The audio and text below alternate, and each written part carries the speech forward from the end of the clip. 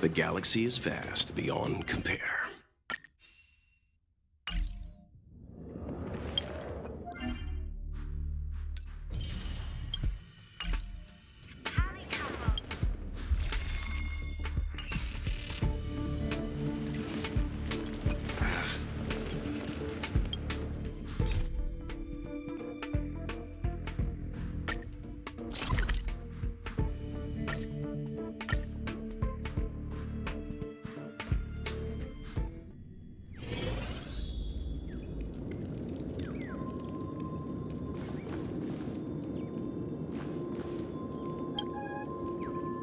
Ah, friend. My expression wasn't much better than yours when I first saw this.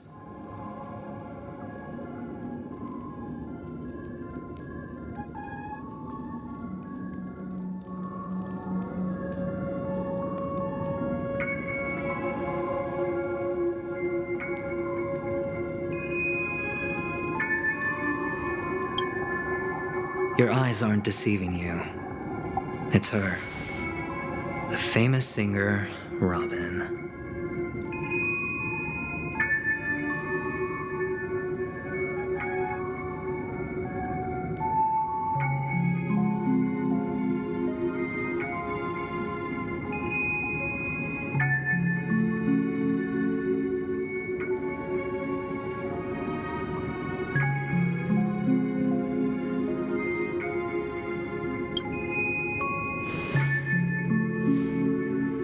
Well, first of all, can I just say that this had nothing to do with me?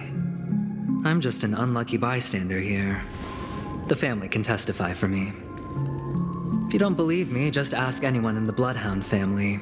They hate me and they hate the IPC, so they'd never lie.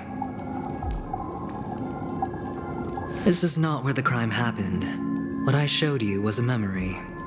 The most basic light cone manifesting tech. Authorized by the Garden of Recollection and owned by the IPC. Did you really think the Galaxy Ranger was an outsider this whole time? Penacony has made a solemn commitment to protect the safety of anyone inside a family dream. Any person in distress will be forcibly awakened and safely returned to reality. What gives them the confidence to make such conclusive statements? Because behind this promise is the harmony. The family's Dreamweavers link up their minds together to construct an unbreakable defensive line. Breaking through this line of defense to create death in the dreamscape. Not even a memo keeper could do that without the family's permission. Who could have done it, friend? The only one is her, the girl who calls herself a Galaxy Ranger. An imposter, an unsought guest, an emanator who hides her true identity. Ifrit's death was a foregone conclusion. And Robin?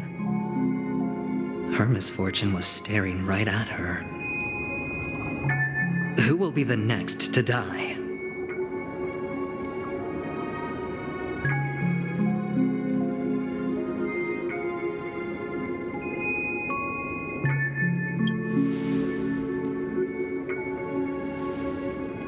It's fine. Listen to your gut. Building trust always takes time, and I'm willing to wait. I just hope you realize that wherever that legacy is concerned, covert plans are already underway throughout Penacony. Everyone's got their own agenda. Careful you don't get stuck on the wrong side. If I were you, I'd keep my distance from Acheron. After all, any schemes out in the open are always going to be better than a monster in the shadows, right? Who's to say there isn't an even deeper conspiracy lurking beneath the surface? Memo Keeper, I think our little deal is finished. Aventurine is telling the truth. This memory is a real one, and there's no sign of any distortion grafting on. The IPC is not the Garden, and there are real limits to what they can actually do, but you know all this. Friend, let's not beat around the bush here. The thing is, I want to reach out personally to team up with the Astral Express. I told you I'm just not interested in scrambling for the legacy. I just came to Penacony for work. I'm here to retrieve some lost property for the IPC, if you catch my drift. I'm talking ownership of this frontier prison. This has all become a bad debt thanks to the cancer of all worlds. The IPC has tried sitting down for negotiations time and again, but the family wouldn't even take our calls.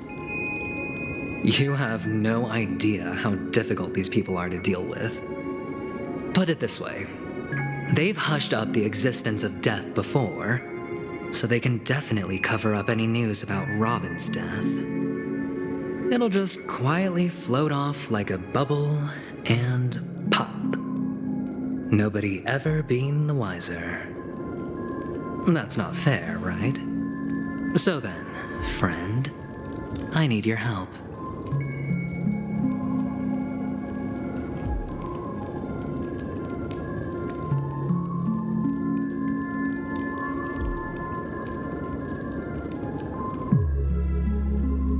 That's fine.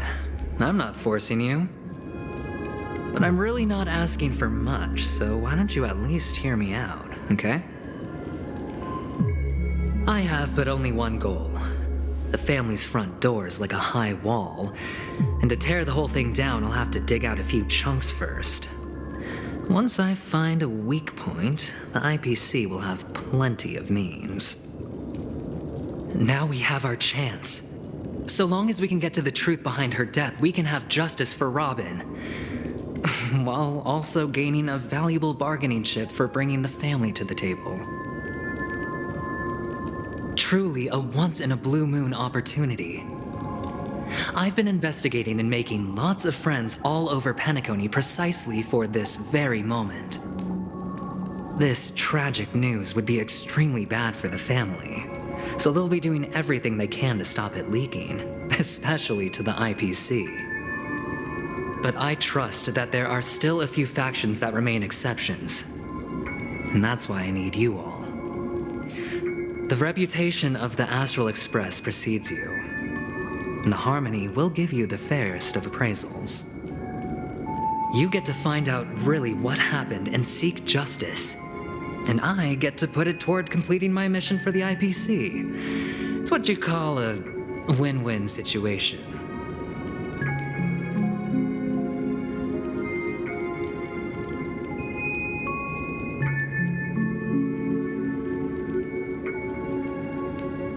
Don't worry, just head back and talk things over with your companions. That navigator is really smart. She must understand the value of this deal. Look, here's my contact details. If you come to any conclusions, call me. Oh, and take this. A thorough investigation can always use a little more funding. Don't mention it. So long, friend. I really am looking forward to uncovering the truth about death with everyone.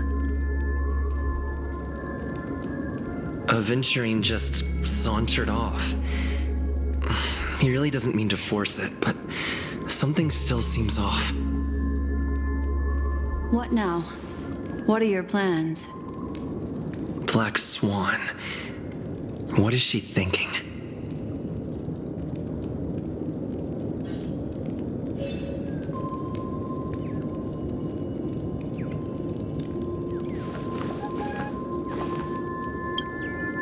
On the surface, this doesn't look like a bad deal for you.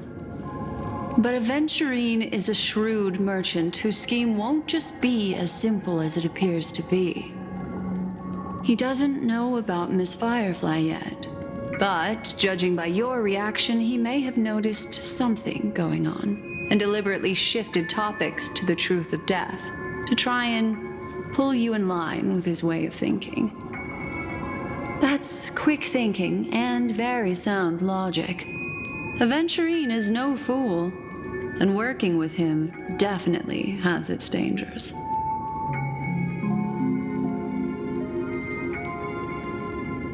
But you're talking about real evil. Anyway, be careful out there. There's more than one way to blaze a trail. In a dark forest beset by wolves, ensuring your own escape to safety should be your primary concern. As for the other questions,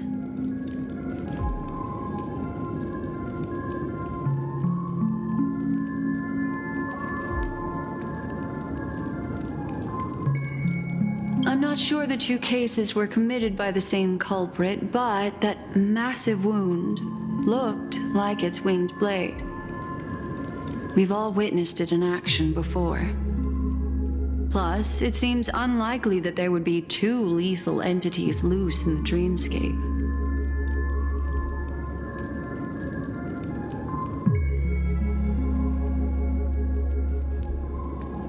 Sorry, I can't answer that question. That ranger is shrouded in mystery. I'm afraid no one is capable of providing an answer.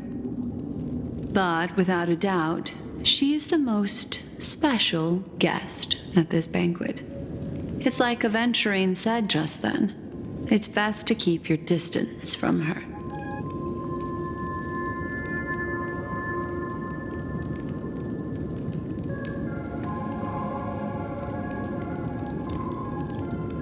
Two victims appearing one after the other in a very short time span, in and of itself, that's very unusual. Two possibilities. The collapse of Penacony's dreamscape has started speeding up, making death extremely agitated and weakening the family's protections. Or everything has been planned out and executed by someone. If someone has chosen these victims deliberately, first a stowaway, then a family celebrity, then this murderer's motives are worth thoroughly chewing over.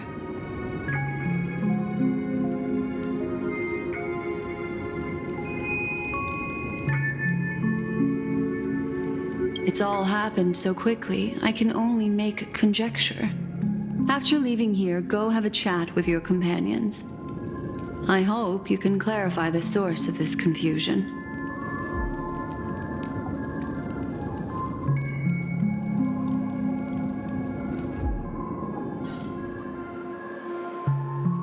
Come, this way. It's a short walk. Don't get lost.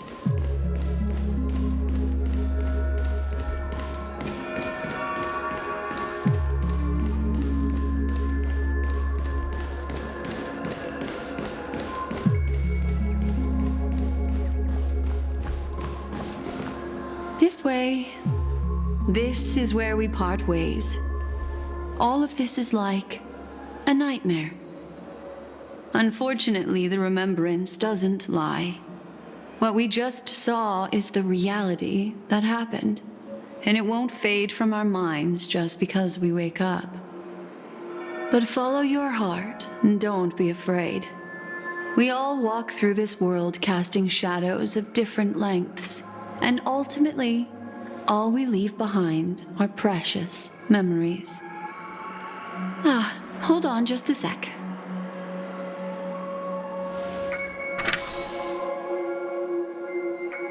There you go, a small parting gift.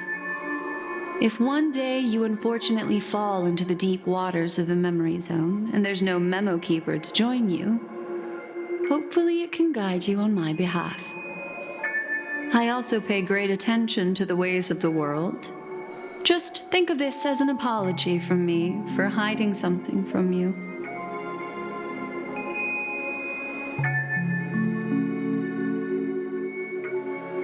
Then, I've something private to take care of regarding that Galaxy Ranger.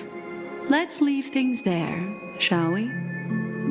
What fascinating memories will you bring for me next time we meet? I sincerely look forward to them.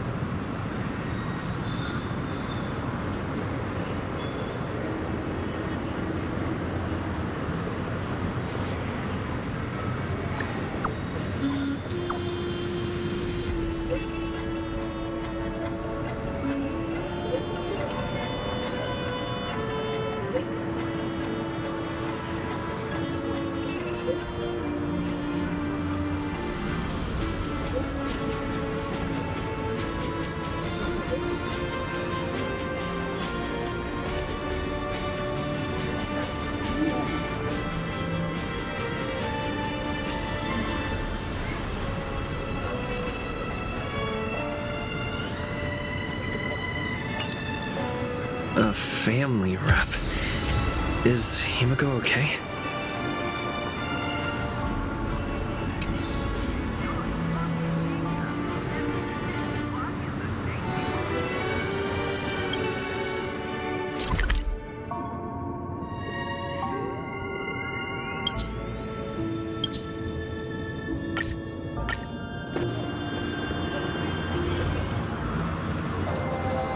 So much has happened. I should take a moment to gather my thoughts and wait for everyone to arrive.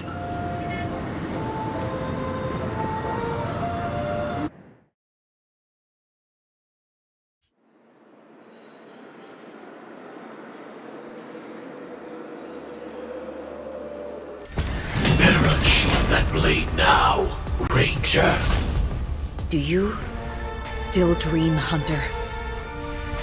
Of those slain by your hand?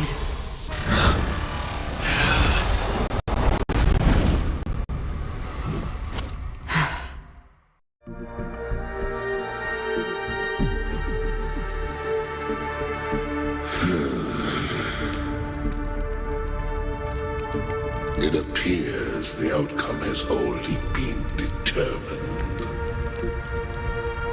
You're still alive, as are you. You still have room to make a choice. Leave the music box behind, and then go. Choice. The bloody trail of the destruction leaves no room for hesitation. Vatora's fire demon. Even if you sacrifice your life without Eon, you won't get special treatment. Ranger, you tread the narrow path of the hunt. You could never understand. We come from the fire, and are born bathed in fire. We spread, burn, and destroy, until all the kindling has burned out and we leave only ashes on the ground. Burning forms the entire life of a fire demon, from the beginning to the end. We are born to die, just to put into practice a profile of another universal truth. All things are created for the destruction. Your companions don't seem to think so. They fight for your chance at survival. They are my children, and just as I was, they are flames that have yet to burn white hot. They're still young, and I don't blame them. But my flames are faint, and time is running out. Can you see the planet of festivities in the distance? I plan to bring Purgatory with me there, and before that, I must surpass you. Why? Because on the path they have forged, you have traveled farther than I have. Emanator.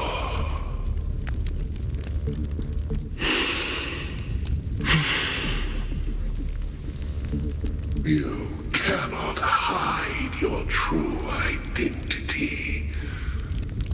Draw that sword, for we shall indeed remain here, bound to fight a decisive battle to the death, for I choose this. Destruction is intense, but brief. To cravenly cling to life is to endure an endlessly prolonged existence. Even if the answer turns out to be your own destruction. What is important is not the answer, but that it exists. just as you exist. Everything exists to be destroyed. Emanators are no different. Just as even sweet dreams may be born of the void, the so-called impossible is merely something that has yet to happen.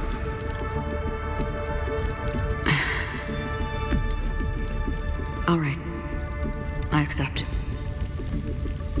You shall witness the most brilliant and intense fire in existence.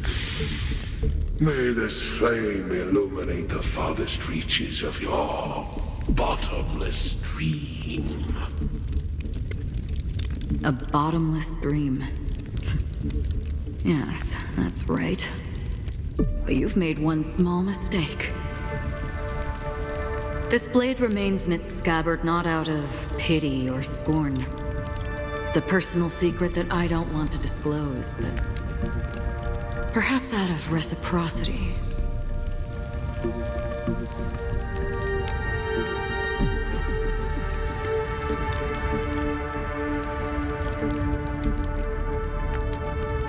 I'll reveal the truth to you. The hunt is not the path I truly follow. May death be the end of your boundless dream, guiding you back to the waking world.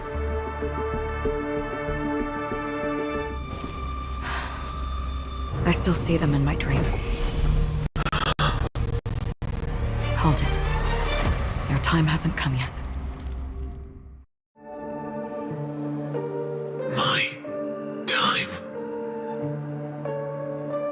I've seen many clever disguises that can conceal appearances, but they can never cover up who a person really is. And you're no different. You had no desire to kill the Trailblazer. You only did what you did to drive me and the Memo Keeper away, but why?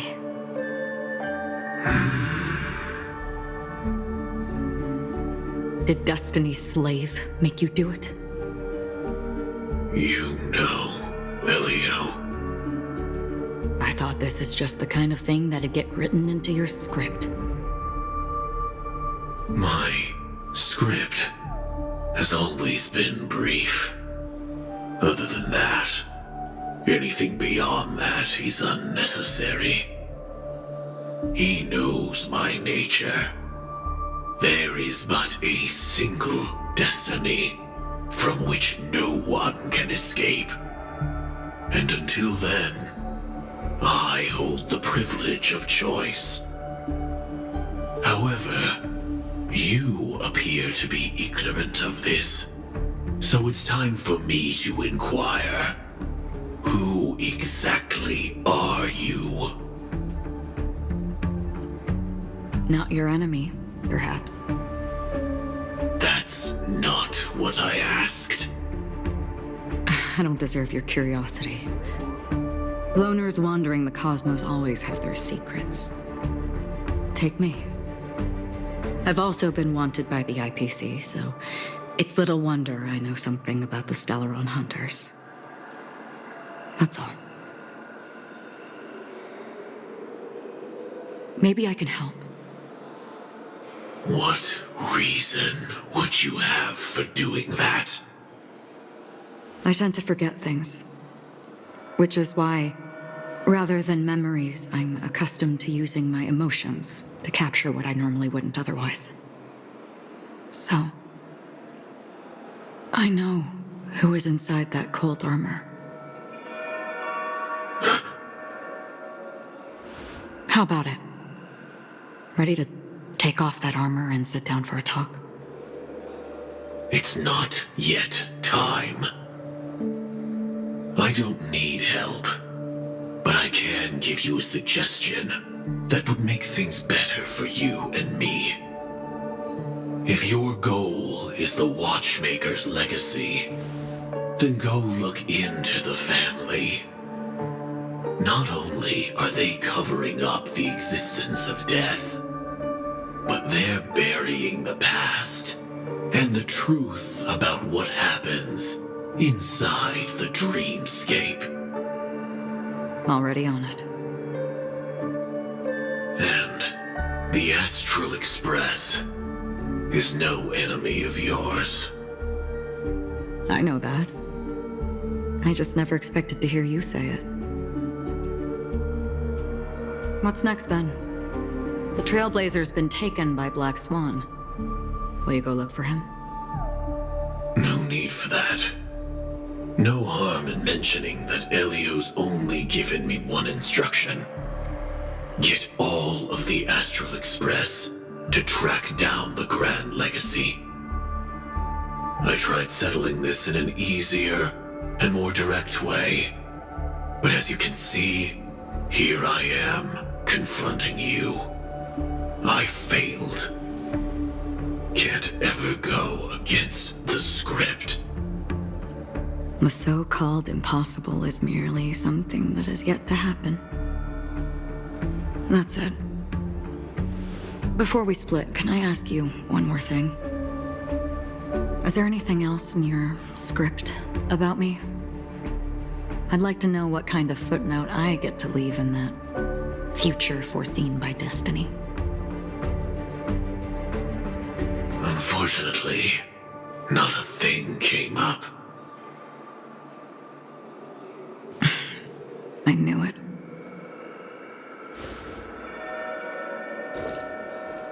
Hang on. I don't. Don't. What? Your first question was, do you still have dreams about everyone who died because of you? I don't. Never have. I was born without the ability to dream. I live for this cold, harsh reality, for a little light, and to burn, to keep on burning, until I turn to ash. So, I really envy you. Is that so?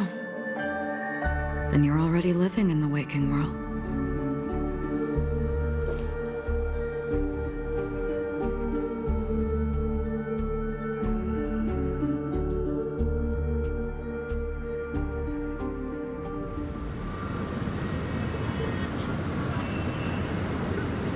We heard about Miss Firefly from Black Swan, but we never expected Miss Robin to...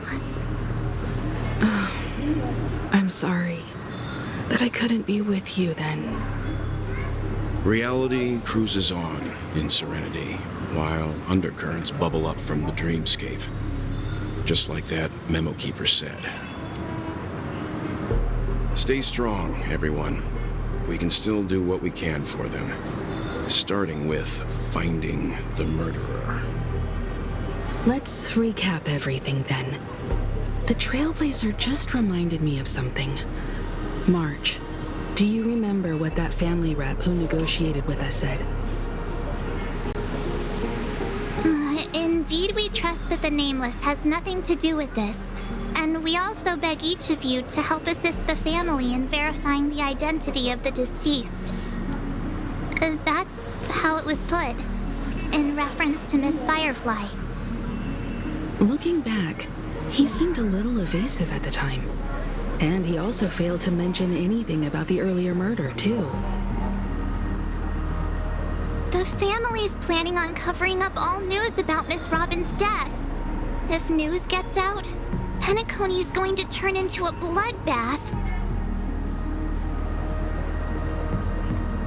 But the murder that followed closely after was obviously beyond their anticipation. The family had to try and turn things to their advantage by bringing in reinforcements from outside. The Charmony Festival is nearly here. They must be snowed under. It may also be that Miss Firefly's murder had so many witnesses that it couldn't be covered up. So they went with the flow and let more people on the scene to control the situation.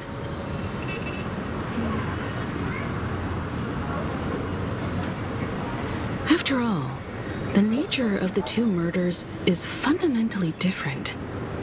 The family's first protective measure should be against malicious actors among the guests, such as that IPC envoy.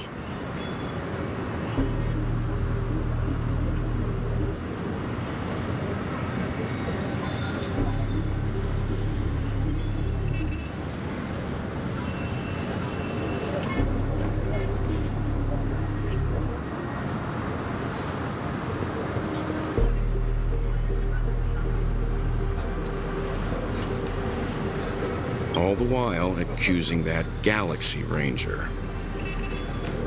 Are we missing the forest for the trees here? I always felt that Aventurine's reasons for accusing Miss Acheron were highly subtle. Can we believe him? At this point, I'm afraid the only ones we can trust are ourselves. Look, let's try to gather intel first and then list all the possible outcomes we can. Then we go through them, eliminating contradictions one by one. The fewer facts remaining, the closer we are to the truth.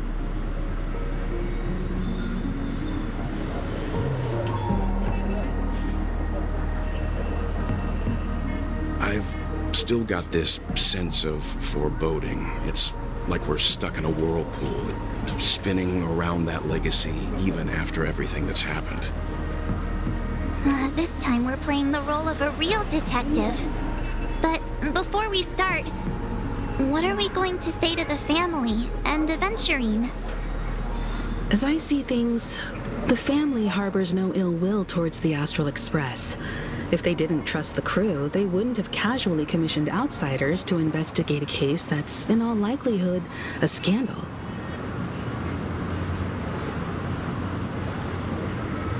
Plus, this is the family's turf. Teaming up with them should make things easier for us in the future.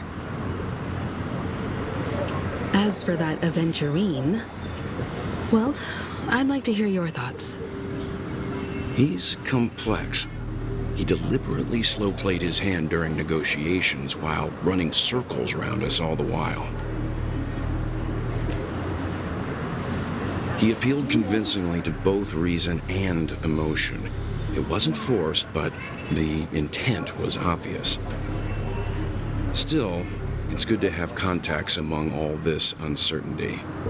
Aventurine showed his skills, and as far as our interests are aligned, he can become a reliable ally.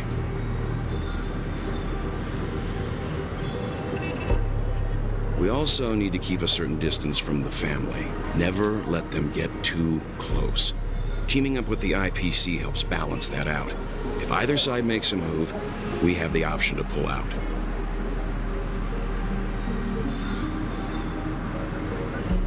So you suggest accepting Aventurine's proposal to team up?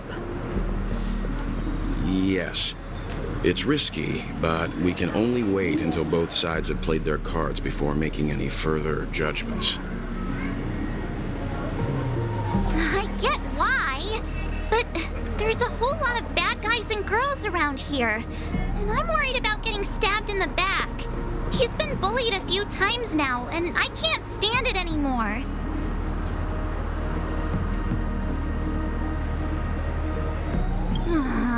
You're like a broken record. Forget about it. Just let me keep an eye on him. If that doesn't work, we can just turn the tables and use him instead. Then, could you please reply to Aventurine?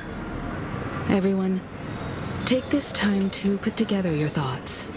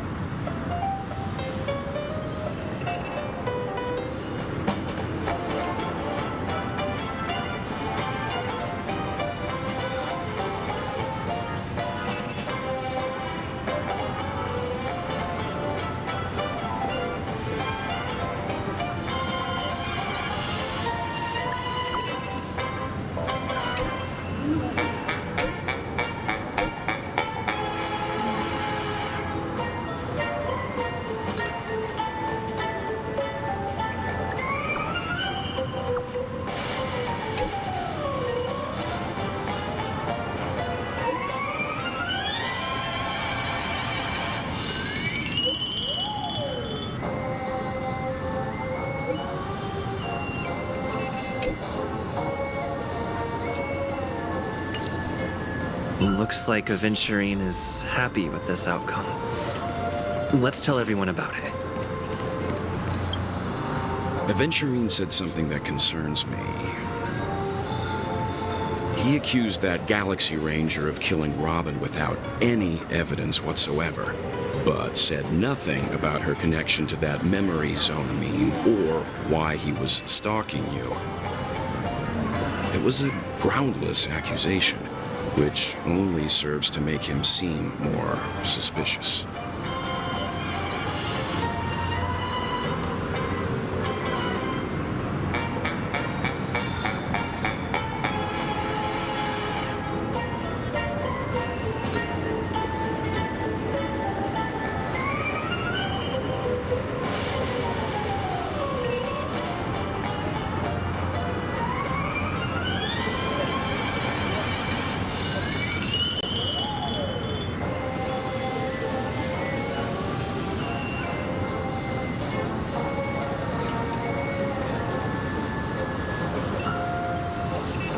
Maybe Aventurine's goal was never to gain our trust. Maybe he wanted to foster a feeling of enmity towards Acheron and make the situation more volatile.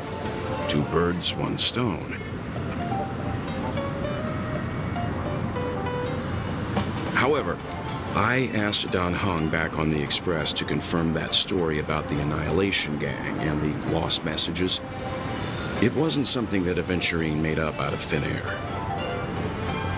You've met her many times now. What's your impression of Miss Acheron?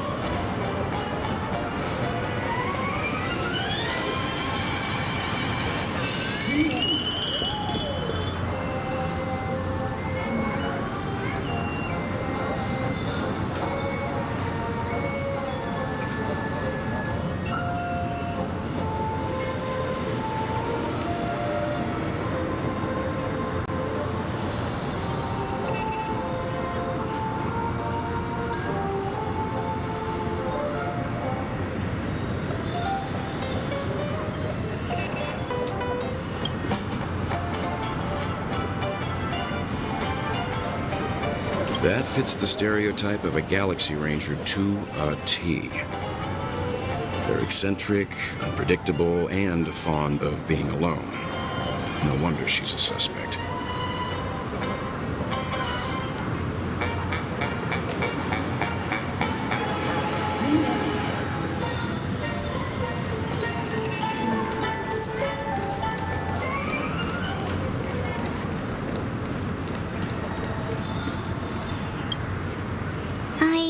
It's not too soon to bring it up, but I feel like Miss Robin isn't actually dead, but that she's still alive and well.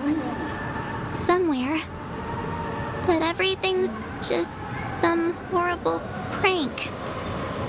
Because aren't we supposed to be inside a dream? How could someone die in a beautiful dreamscape like this? Shouldn't only good things happen here? Whenever I see the Grand Theater, I just can't stop all these thoughts from flooding my head.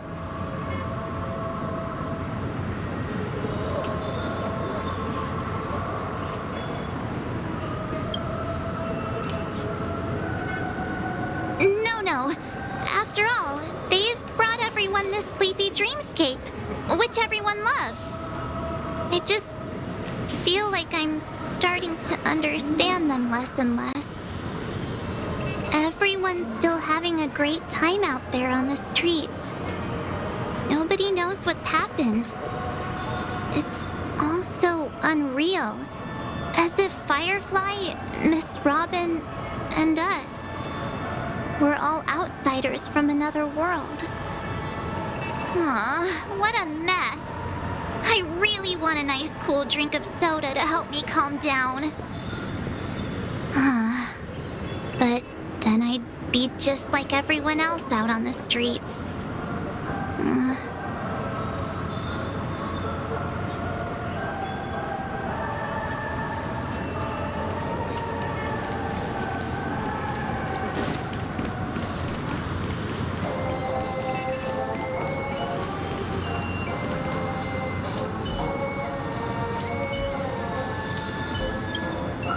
Avengerine's goal is to try and recapture Penacony for IPC. To do this, he'll have to bring down the family in its entirety to create a big enough chance. The existence of death will be covered up by the family. So how does he plan on taking them down? It's gotta be something important enough that everyone will notice. But it also can't be anything too out in the open.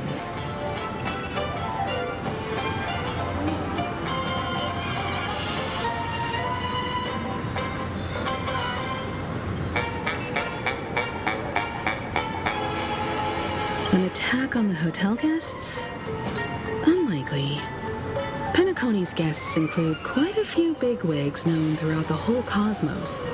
People who not even the IPC would dare take lightly. Aventurine is a shrewd merchant, and there's no way he doesn't know that.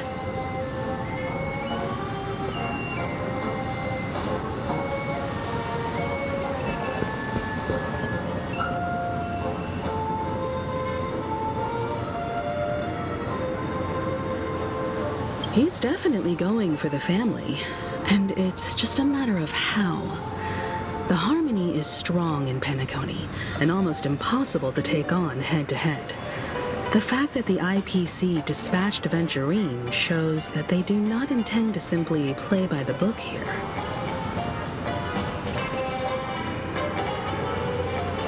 Aventurine has devoted considerable attention to her, but this Galaxy Ranger...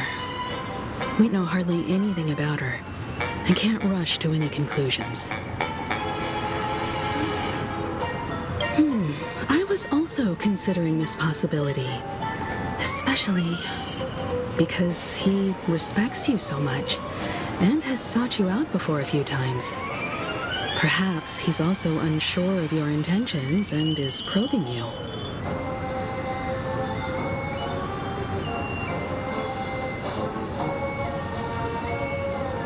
I'm just speculating. In any case, we have to be careful when handling Aventurine. He's skilled at reading people and discerning the right moment to strike. Also, he's clearly a born gambler if he's willing to go all in to win. Looks like Aventurine doesn't need anything else. Let's turn our attention to the family's assignment for now. Himiko, what do you think? Among our current clues, the two murders that he witnessed are the most directly connected. I suggest starting here.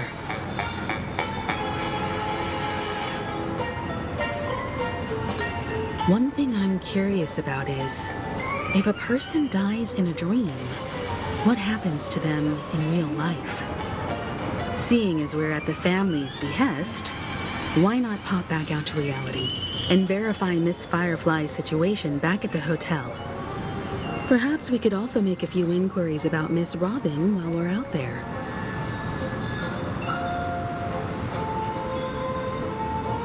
How about we split off into two groups? There are still some things worth focusing on inside the dreamscape. I'll investigate those, and we can link up again later. Worth focusing on? Oh. No problem. I'll leave it to you then. Huh? Aw, I thought I'd finally get to see Himiko and Mr. Yang go out on a mission together. Oh well. Take care then, Mr. Yang. I will. Keep in touch.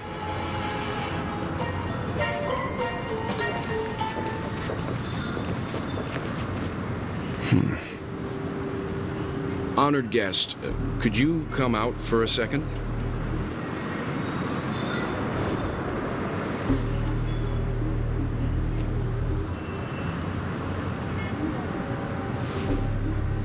I'd be embarrassed too, getting stared at like that. Forgive me. My name is Welt Yang. I'm one of the crew members on the Astral Express. I believe you've met my colleagues. Welt. Is there something about my name? First, don't you want to know my name? I already do, Miss Acheron. You're a prominent figure in Penacony. What are they saying about me? Some claim that you're the real culprit behind these murders, that the Annihilation Gang's tragic fate at the banquet was a result of your blade, and that you're now attempting to unleash another bloodbath on Penacony. The Annihilation Gang? Ifrit of Everflame Mansion. Tragic fate. That Duke turned his dying body to flames and sacrificed his life as a martyr. He was a determined and heroic pathstrider. Not even a villain should be disparaged like this.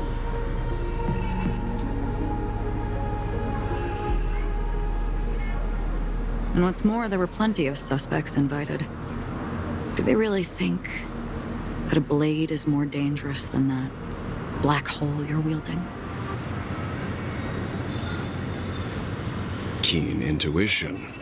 Not even the family managed to point out the truth behind this cane. So you must surely know, Miss Acheron, that peering into a black hole is not a wise move. As a potential threat, your knowledge of us has reached uncomfortable depths. Reveal your true identity and intentions. Otherwise, brace yourself for gravitational disintegration. That shouldn't be necessary. But if it makes the Nameless feel less defensive, I'll be happy to abide. Believe it or not, Galaxy Ranger, Acheron. Those are the names I go by to this very day. My trip to Penacony is solely to fulfill an old, final request. I'm here for the Watchmaker's legacy. And that's it. I think I've been honest enough. Still unwilling to reveal your true identity? It's not that I don't want to. It's just that I can't. I've come so far, and I can't sum up all of that in just a few words. Everyone has their own unspeakable past. Secrets that they don't want to be revealed. And I won't be asking any more questions, such as why the Astral Express is roaming around the cosmos with a Stellaron on board.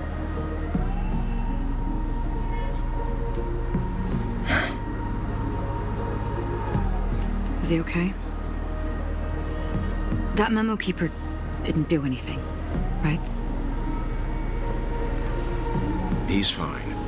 Let's stick with the topic. Gaining my trust all depends on how much you're willing to reveal. I've run around many different Penacony dreamscapes just to try and find that legacy. And during this period, I came into contact with quite a few guests. In the process, I gradually came to realize the secret of Penacony may be closely related to the Trailblaze. That's why I've come to ask for your help. I don't have enough proof yet, but I'd like to speculate something. The source of all tragedy lies within the family. If you could trust me, we could find the proof to support this claim together. Mr. Yang, I think you've come to the same conclusion, haven't you? Let's leave it at that. For now, I'll choose to believe that you bear no hostility. Share your findings with me and me alone. I don't want vague conjecture to interfere with other people's judgments before we find solid proof.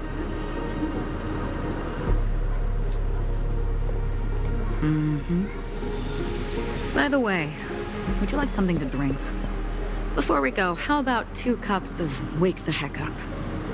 No, 4 cups. Because the conversation coming up will last forever.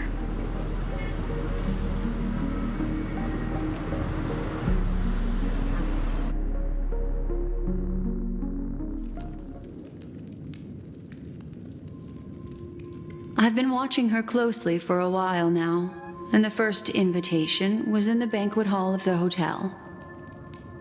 She just sat in one corner, keeping silent, chugging down a couple cups of Wake the Heck Up. I told her it's a pungent, bitter beverage, not the taste of sweet dreams, only for people allergic to Soul Glad. And she said, Really? But I don't taste any difference at all between them.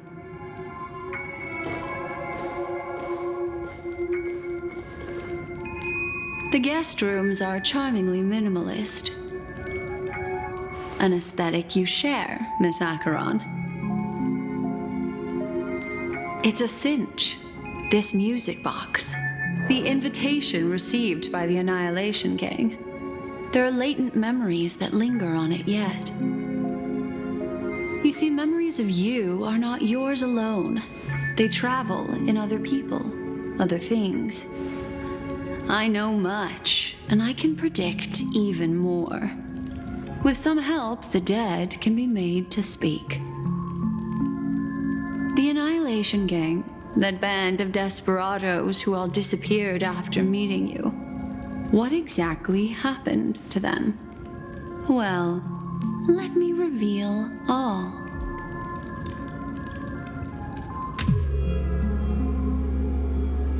Gradation 12.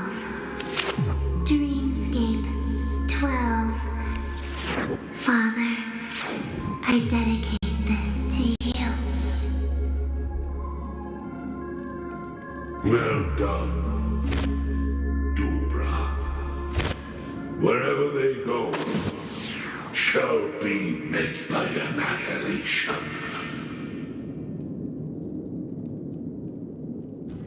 There it is. It's hazy, but it's Ifrit's voice. The other one is probably his progeny. This is the residual memory from when the invitation was first delivered. They were abruptly interrupted. Then, what happened next is... They sought refuge in a land of sleep, merely wishing for undisturbed rest, away from the storms. Children of the flame, this marks your rite of passage. She won't be necessary. I alone am enough.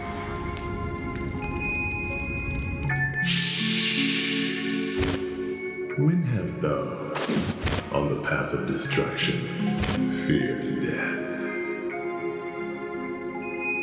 The Everflame Mansion has set out on a journey. Those poor people, they have no idea what lies in wait ahead of them. Memory recovery is going well, but slowly. She'll be here soon, and time is short. There's nobody else here, so there's no need to be delicate.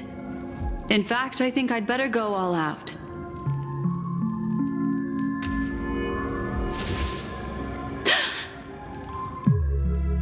What happened?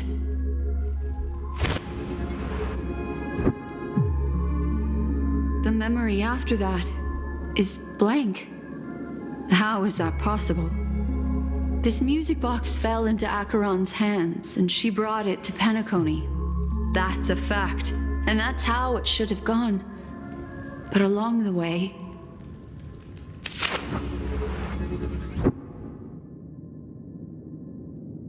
it's like it's been erased. Who's done this?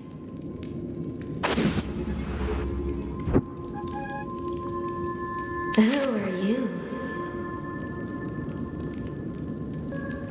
Who are you? It's... No. Is this not a memory? Oh, a memo keeper. Do you serve the Garden of Recollection? Or the Cremators? My name is Constance. A pleasure to meet you. We were supposed to meet in Penacony and spend an unforgettable time together. But that seems unrealistic. Dolly is not welcome on the banquet store, and I don't need a coming-of-age ceremony. And you, I know what you're looking for. Want her secret? I can give it to you, and then you can enjoy the banquet for me. I wish you unforgettable memories.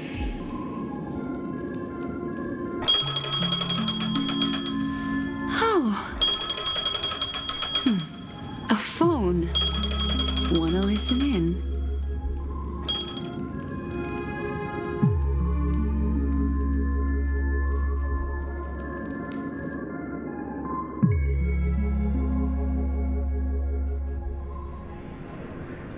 A few days ago, the IPC made an announcement. Under the watchful guidance of the Marketing Development Department, and in accordance with the Interstellar Peace Charter, the independent Sigonian sovereignty has hereby been established, and shall take a legislative seat at the Interstellar Congress. The formation of the Sigonian sovereignty is of great historical significance to the Sigonia system. This move puts an end to the planet's long and bloody history, turning the sensational Kataka-Avgin extinction event into a distant memory. Sigonia 4 is located in an unclaimed zone at the intersection of the Denise, Prothean, and Dorneau star clusters. The planet's surface environment is known for being extremely harsh, constantly faced with the threat of impact from small-scale celestial objects. This is why very few intelligent species have made this planet their home, dividing themselves into several tribes to eke out nomad lifestyles as they struggle to survive the arid desert wilderness. They have developed their own folk beliefs that are independent of the Eon belief system. Sigonia. Sigonia. Ravenous eye of the storm, spurned by all the gods. Land of rock, but not water. Lightning, but not rain. Blood, but not tears. You beat us with your falling stars. You lash us with wind and storm. You chew us up with the cracked earth.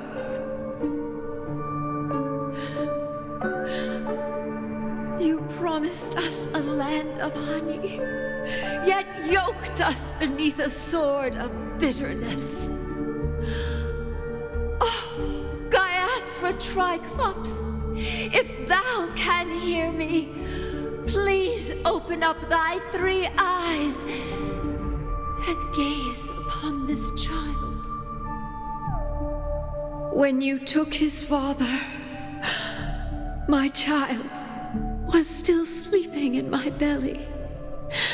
And where my husband went, I too soon must go. I don't ask for a peaceful death, just for you to tell me, does the baby swaddled sweetly asleep? Does he dream of his mother's heartbeat and the sound of falling rain? Please tell me whether this life is all just a fleeting dream. Otherwise, this child be born to face impending death? Mommy! Mommy! Mommy, the rain! It's raining! Raining?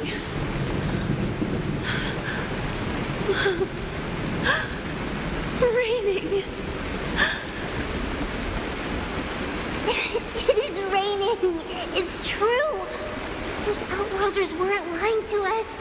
They really did summon the rain. Mommy, we can leave here. We can go back home.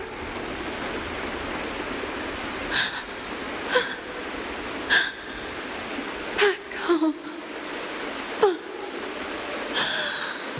Gaiathra Triclops. You came. Do you hear that? Thank you. Thank you.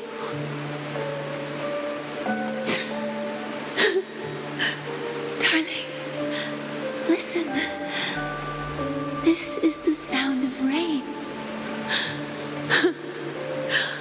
On the day you were born, the sky also sent down a gift like this from Gaiathra.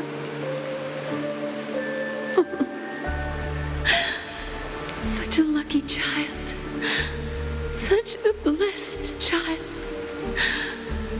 Just like your name. A gift from them to Avgen. My boy.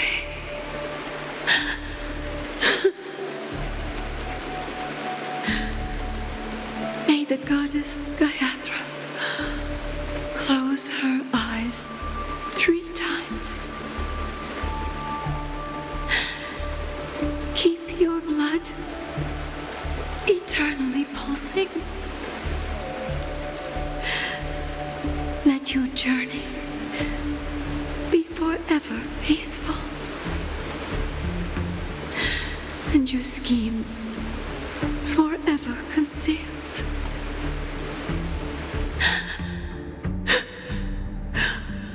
Welcome to this sad world, Kakavasha.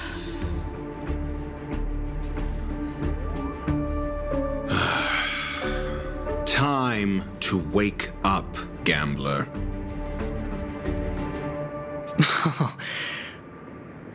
Oh, heavens. I must have drunk too much Soul Glad. Didn't expect you to be back so soon. How is it? Find anything? Just as you guessed. Nobody outside knows about Robin's death. There aren't even baseless conspiracy theories. They're still streaming the rehearsal for her ceremony, using a stand-in, I guess. They must be dreaming. Of course. Who could imagine that death would actually descend upon the idyllic dream created by the family? Let alone that the victim would be the female lead of the Charmony Festival. To be honest with you, I didn't believe it. I even tested it a few times myself, until I discovered that I couldn't actually die. Whenever there's any danger, I'm forced awake by the dream pool, and it's all as if everything were just a nightmare. That's why I'm convinced that there are a few big secrets lurking behind the scenes. Then you must have heard about the Memory Zone meme. When I graciously deigned to establish connections with the Oak family on your behalf, they were quite in a pitiful state of disarray. Besides Robin, there was another body.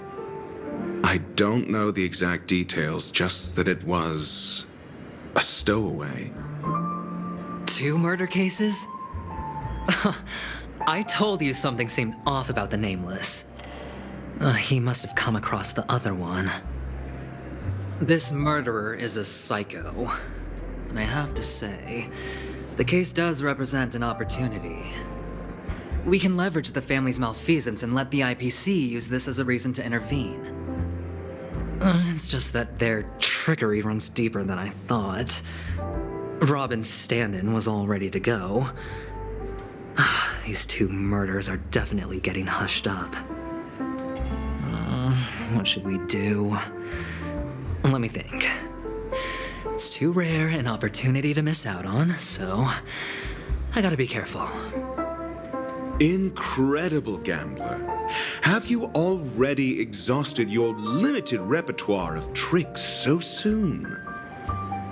There are plenty of chips, but it'd be best to choose carefully. The most straightforward has to be Robin. Remember? That masked fool once told me to find a mute as a friend. Robin is what she calls the mute. She has lost her voice, and while most people can't pick up on it, you and I cannot mistake that sound. Not produced by any voice box, but rather by the resonance of the harmony. If that girl hadn't gone hoarse from singing practice, there'd only be one possibility. Something was up with the family. Or Robin herself. To get to the bottom of this, I tried every way I could to meet her. But she died. Right before my very eyes. A complete and utter loss. Incidentally, it seems to have resulted in your rather undignified arrival on the interrogation stand. There were eyewitnesses at the scene, and the family, in their graciousness, has tentatively accepted your alibi. However, for the foreseeable future, you shall, regrettably, find yourself under the vigilant watch of the hounds. Well, things aren't looking too optimistic, Doctor. I'm starting to break out in a cold sweat.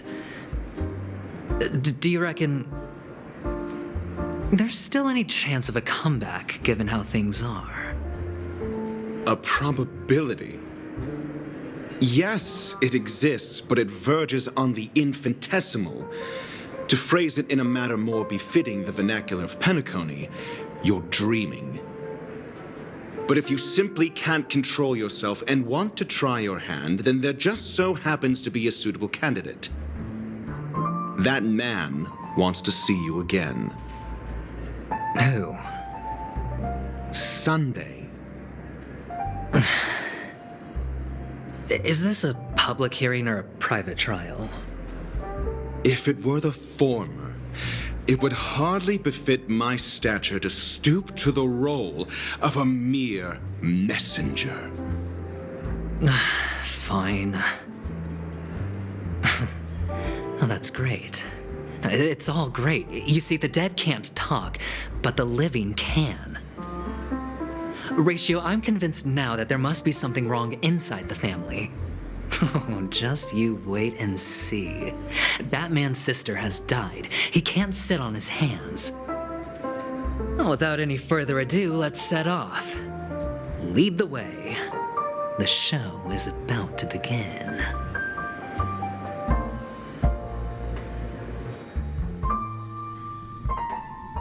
We're here. The Dewlight Pavilion is the Oak family's fortress and a place where heads of the families meet to discuss great plans for penacony. Fortress? I like this metaphor. I dealt with the warlords of the Amanicus star system not long ago, and their synchronized orbital manor wasn't this heavily guarded. This mansion nominally belongs to Sunday, and is very befitting of its owner. Without his express invitation, the likes of ordinary guests would never grace these grounds in their lifetimes. Look around while you still have this moment of freedom. Hey, Doc, whose side are you on anyway? Who's to say I won't sell you out? We'll see. When we meet the authoritarian master of the Oak family, I'll pry an answer out of him. Follow me and I'll bring you to his parlor. Hold your tongue and let me deal with the members of the family.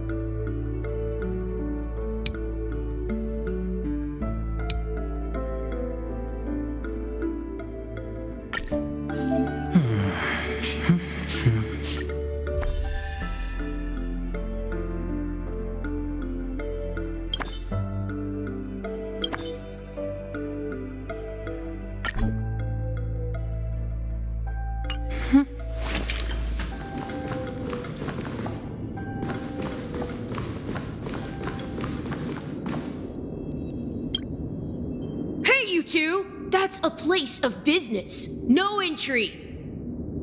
I was requested by Mr. Sunday to bring him the suspect. My name is Ratio.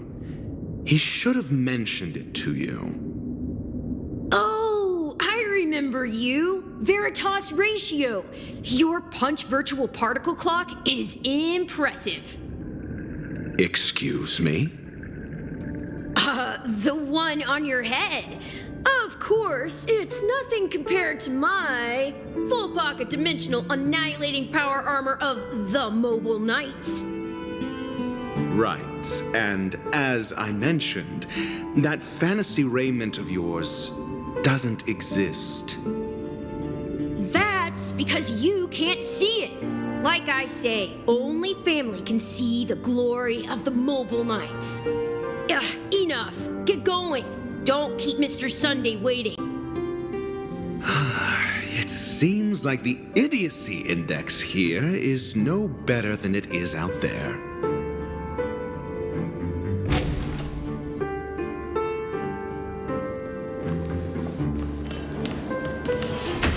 A dead end?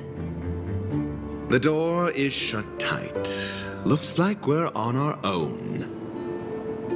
I mean, there isn't a door. How did you get in before? For security reasons, the family built the administrative site deep in the dreamscape, with the mechanisms hidden in these nightingale statues. The direction of the statues can be controlled. On the previous occasion, an attendant named Kona had gone to the side room to verify something before setting the statues in the correct positions. Well, maybe we should do the same. Let's go and take a look. Of course, we can also use brute force.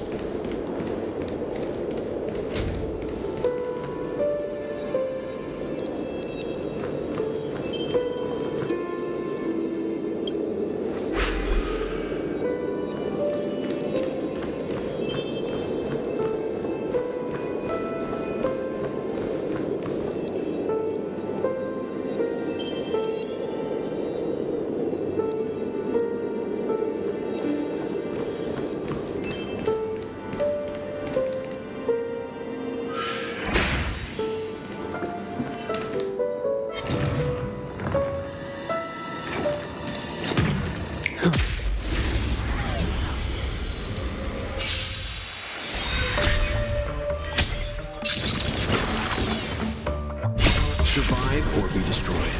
There is no other choice. Resonate all together.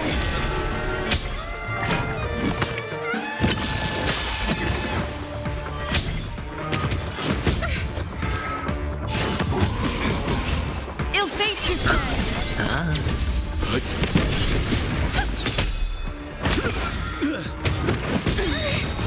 Watch your head. Bust. Or maybe I'll take it all. I'm fine. Ill tidings manifest. It's on me.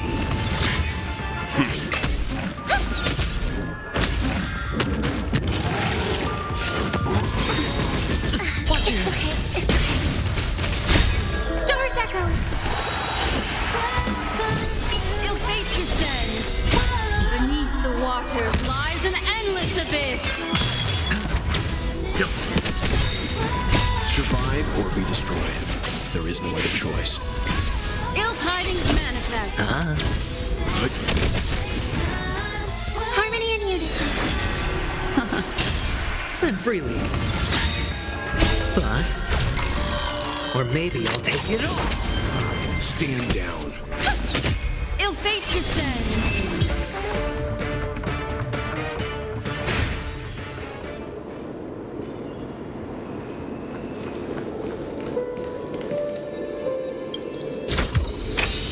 Fortune follows luck, just like it always does.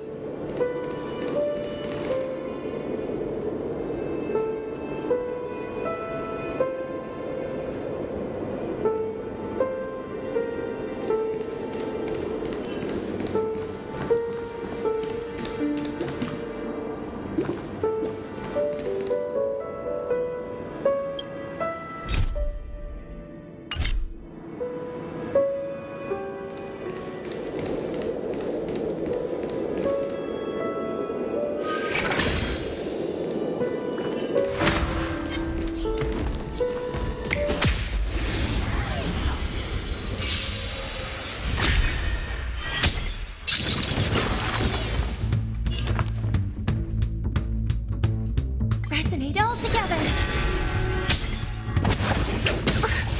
Ill tidings manifest. Beneath the waters lies an endless abyss.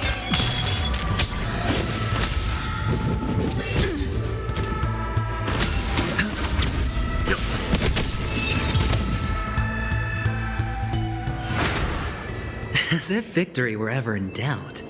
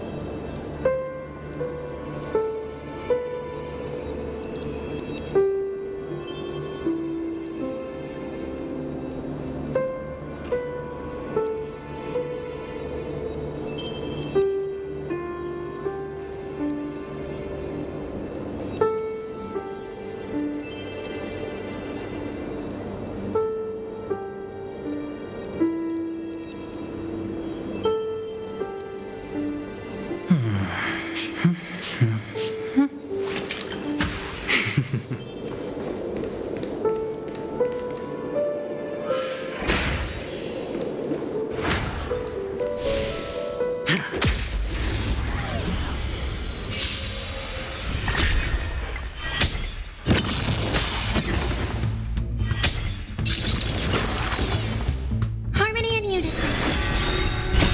Stars echo. Ill fate descends.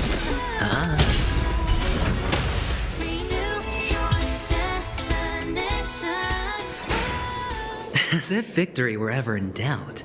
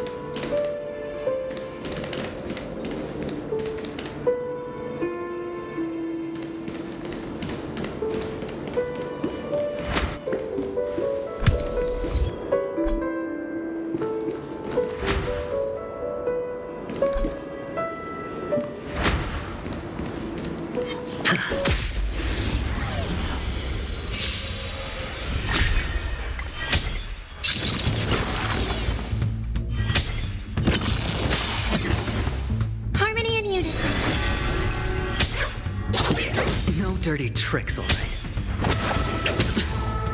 Ill fate to say.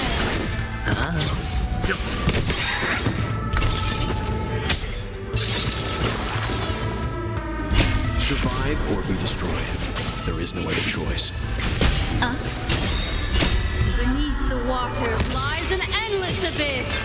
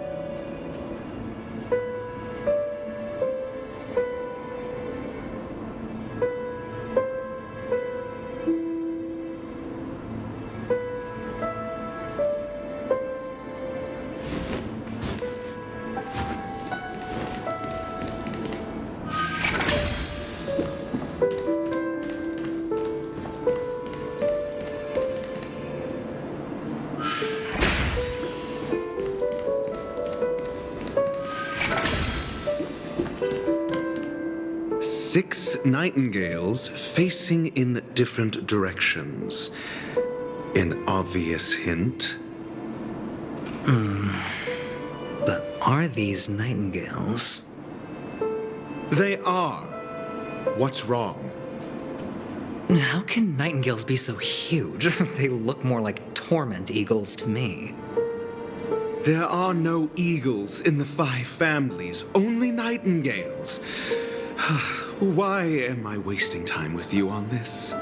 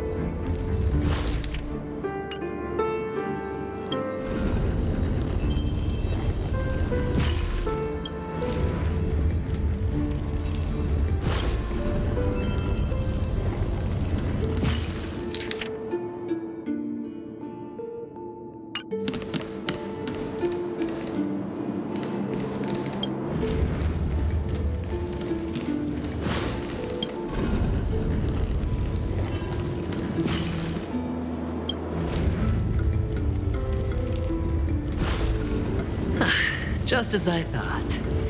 Here's the correct answer. A truly miraculous discovery. Perhaps I should offer you the chance to join the Genius Society. Really? Well, I thought you'd given up on that already. I was being sarcastic. Can't you tell?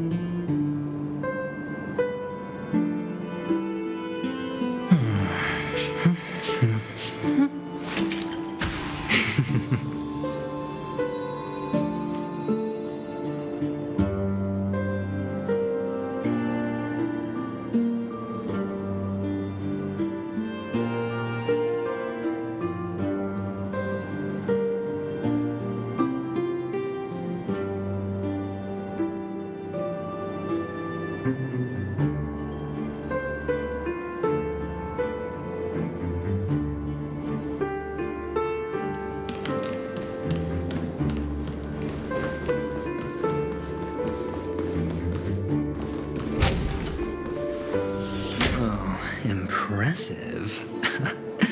So much for Mr. Sunday's reserved, virtuous image.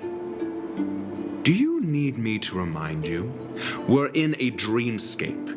No matter how grand the mansion looks, it'll not affect Penacony. Stop wasting your time nitpicking the family here. Yeah, you're right. The only way to destroy the family is death. Sunday must have thought the same.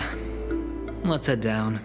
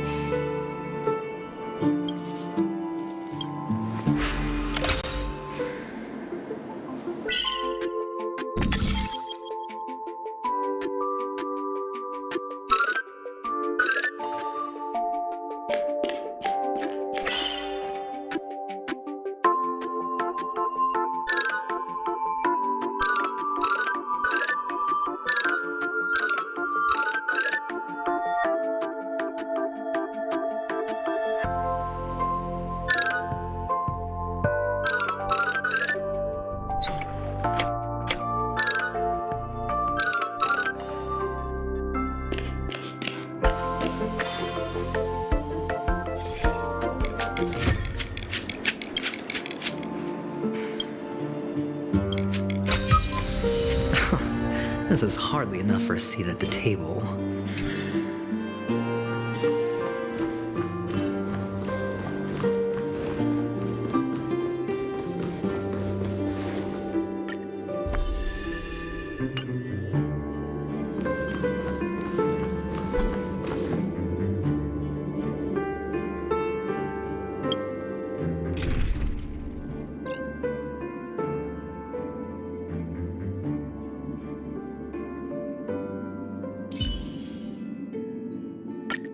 Keep to yourself.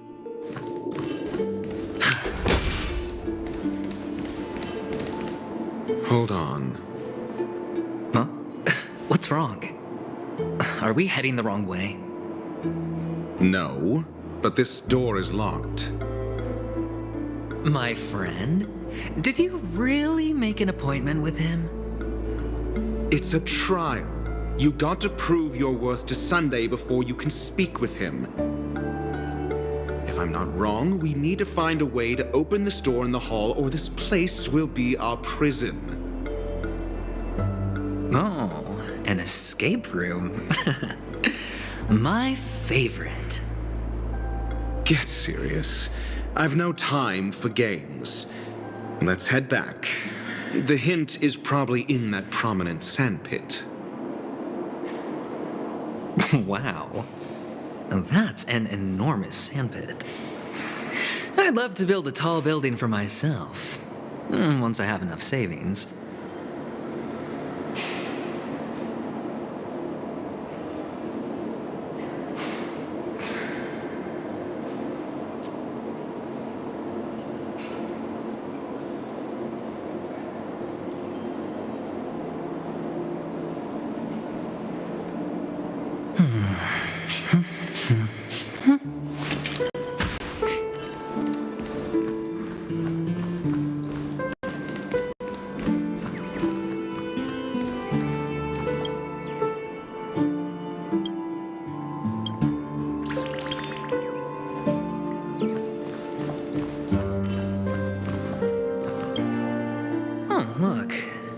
there's a noticeable gap in the model.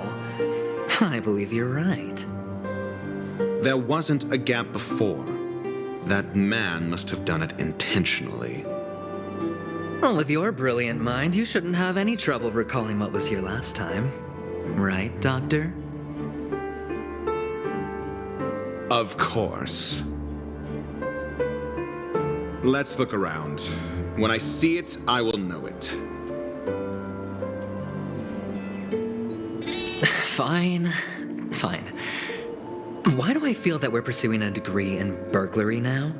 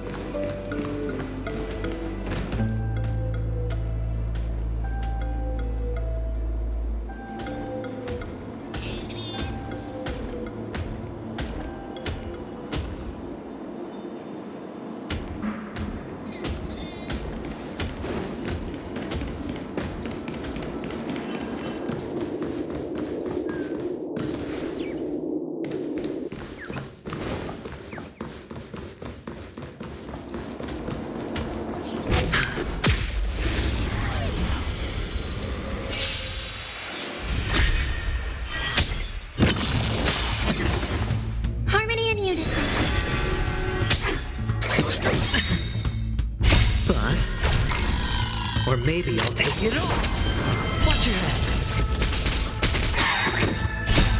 Stars echo. Feel safe to say. Test. 0 points. Knowledge, the measure of truth and falsehood.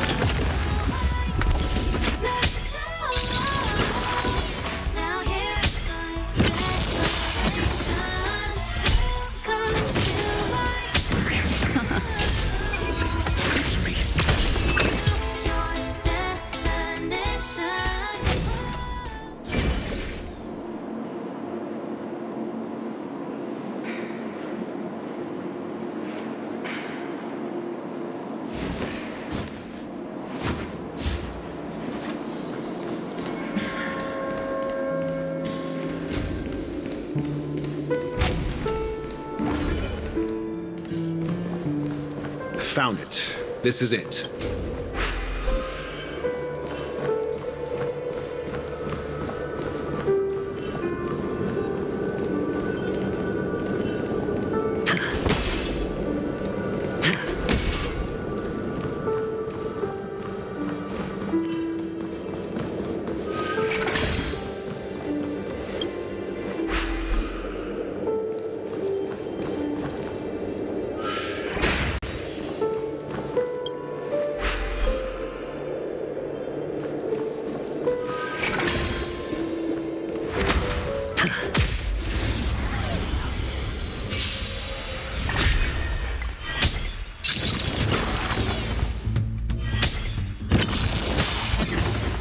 Resonate all together.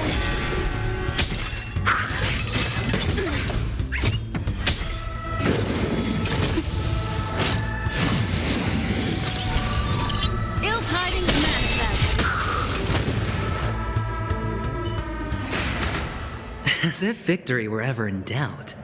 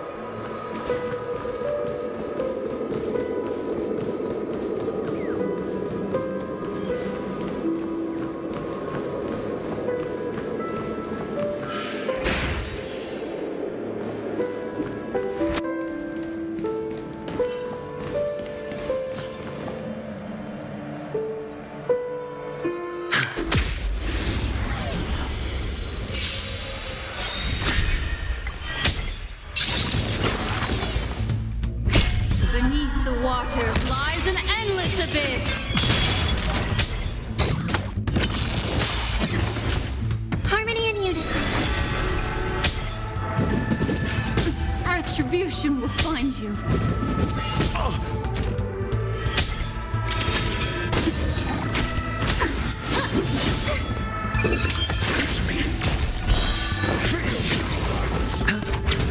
Ill fate descends.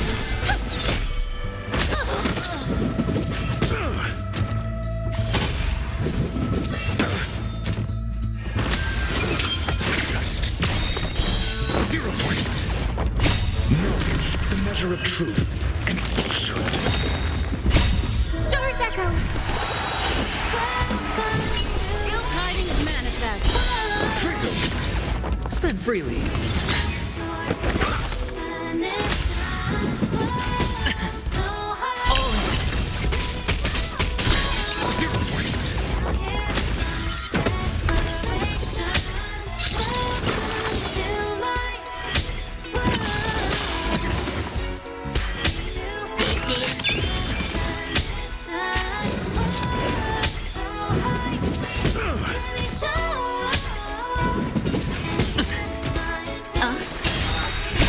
Beneath the water lies an endless abyss.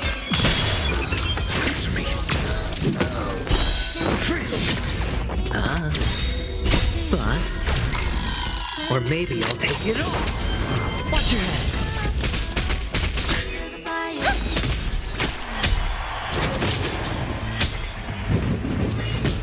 That kind of tickles. Ill fate descends.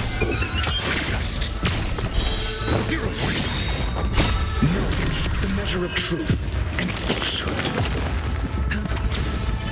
Resonate all together.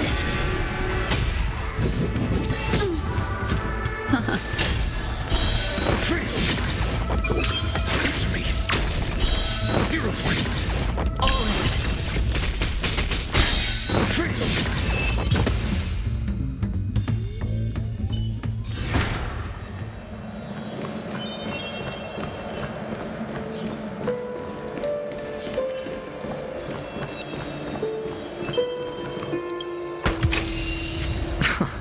This is hardly enough for a seat at the table.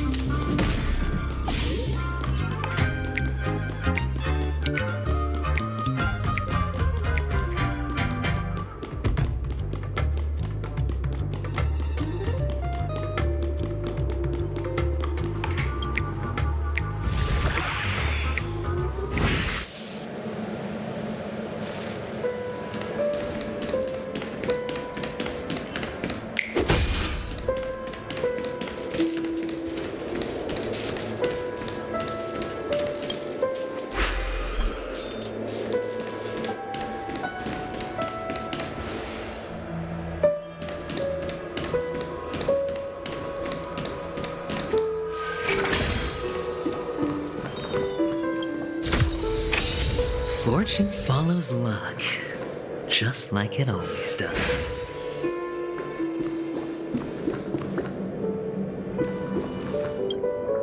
Huh. And the nameplate reads Gulliver's Arch. Well, I'm amazed you can remember something this tiny. You know, this reminds me of a tunnel I once saw that could shrink people who passed through it. If I were you, I would shut my mouth. It's wise to remain silent when you should.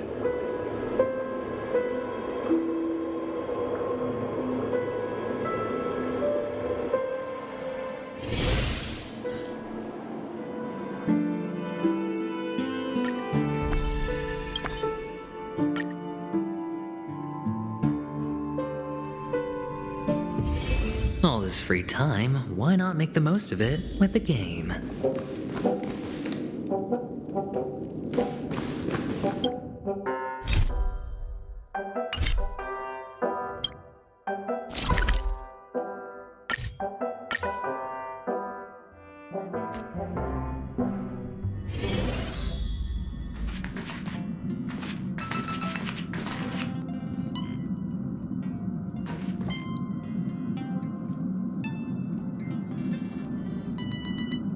Hey, did you hear about our next stop? It's a world called Penacony. I hear it's a beautiful, dreamy place. I'm so excited. But Pom Pom said the banquet we were invited to is still a little ways off. What can I do to pass the time? Huh? Is that my phone? Must be the group chat.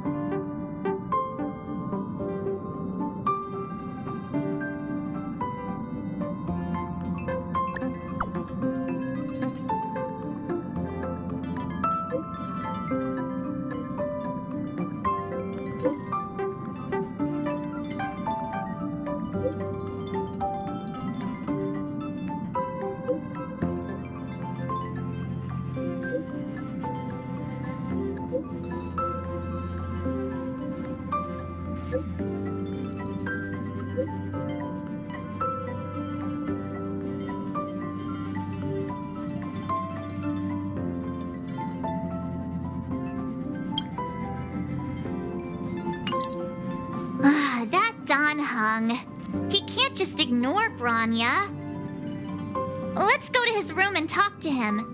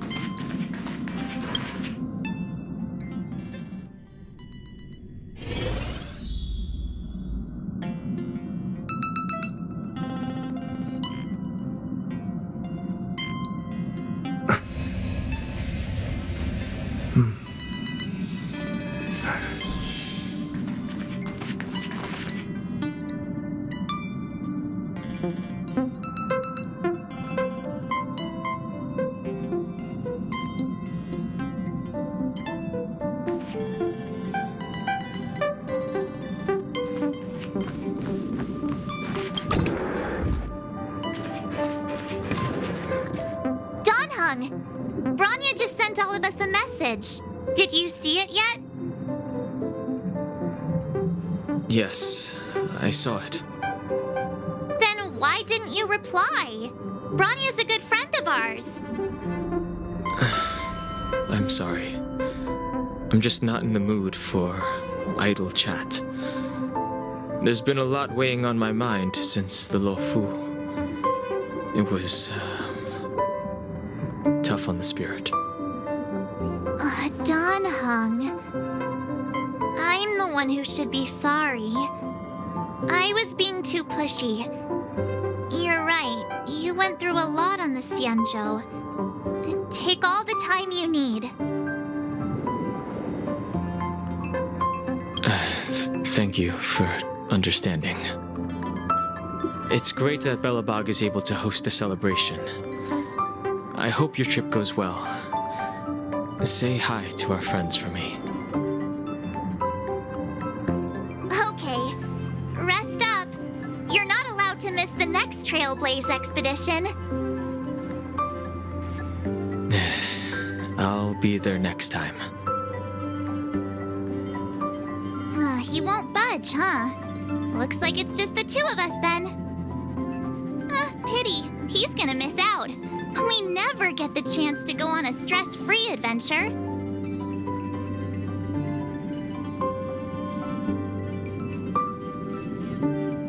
Don't get yourself all worked up. If Eurillo 6 is strong enough to withstand a Stellaron, it'll be just fine. If only Himeko could come with us.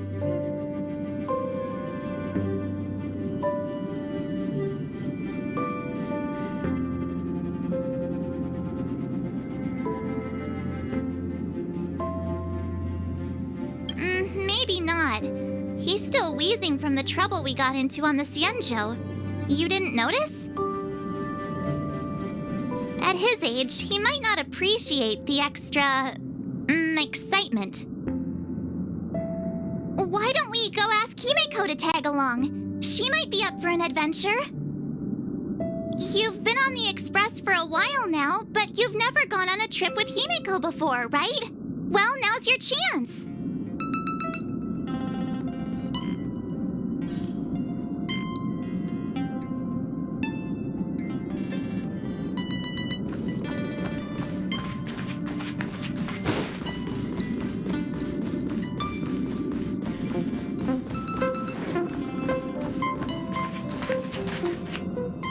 Hey, March. That's a big smile on your face. What's the good news? Himeko, there's a celebration coming up on Eurillo 6, organized by the Supreme Guardian, and we're invited to go take in the sights and sounds. Don Hung won't be going anywhere for a while. He's still resting up, so wanna come with us? I mean, considering how you helped us out with Cocolia, I'm sure Branya would be happy to see you. So that explains the grin. You're excited about the celebration. Thanks for the invite, but I'm afraid my hands are full right now. Please send my regards to the Supreme Guardian. Make the most of the festivities. You've earned it. You two and Don Hung did help save Eurillo 6 after all. I'll be sure to join you guys next time. Navigators really do have their plates full, huh? Seems like it's just you and me this time. Let me go pack some stuff for the trip first. Come and find me when you're ready to set off.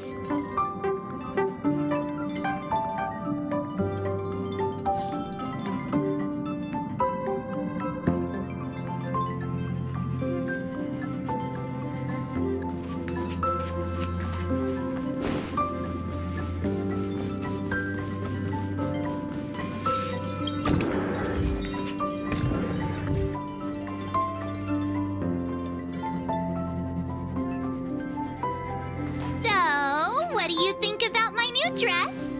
Pretty neat, right?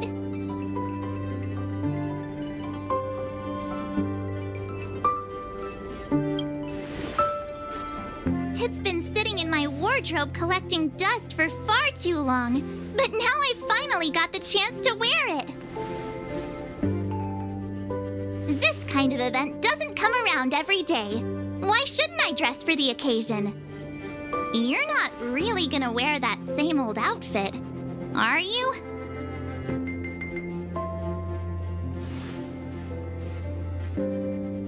Let's just pretend I never said anything.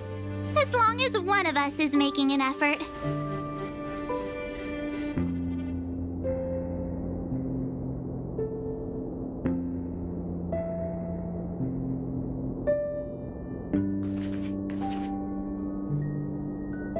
Pajamas, hot water bottle, pom-pom doll. That should be everything. Let's go! Wow, that was fast. Don't you have anything you want to bring with you?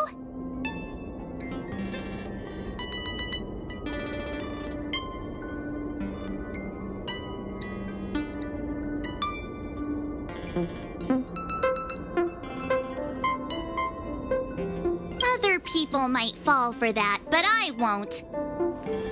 I was just taking a look at Mr. Yang's records, and it seems like Eurillo 6's average temperature has warmed up quite a bit. It's much warmer than it was on our first trip there. I wouldn't call it livable just yet, but things are looking up. I'm so happy for Branya and Zila. Ready to go?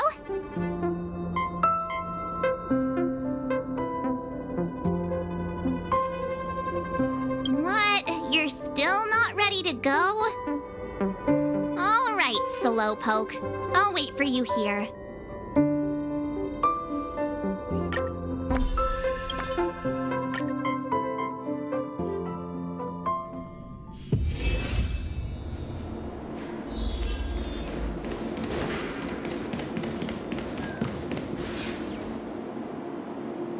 Oh, this reminds me of one of those building toys.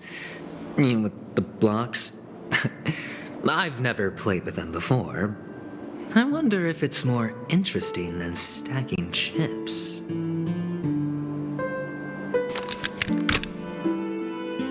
Oh, look. The gap is closed. And it fits perfectly. So, what's next?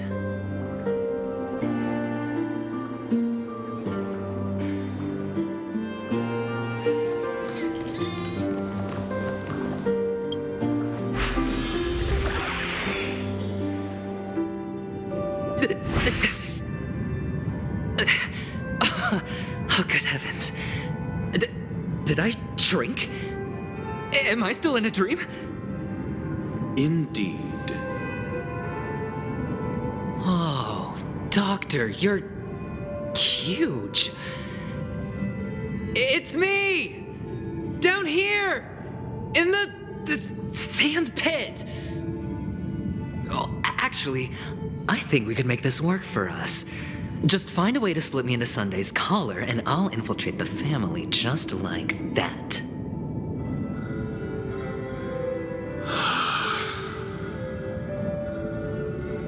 Oh, fine. I was just kidding. Let's find a way to open the door.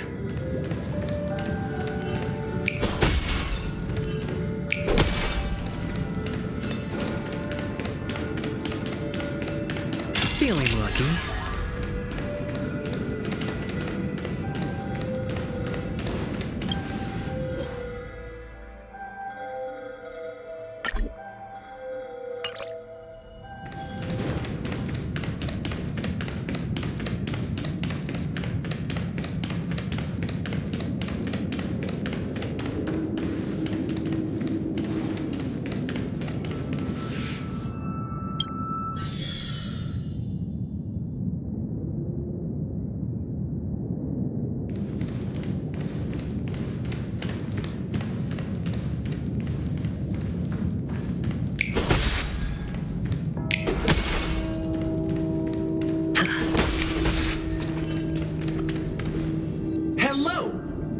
to the Golden Hour base model.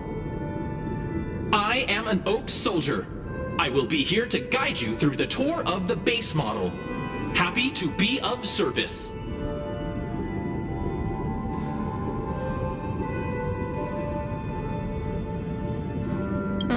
And tell me about the tour. Hello! Welcome to the Golden Hour base model. I am an Oak soldier. I will be here to guide you through the tour of the base model.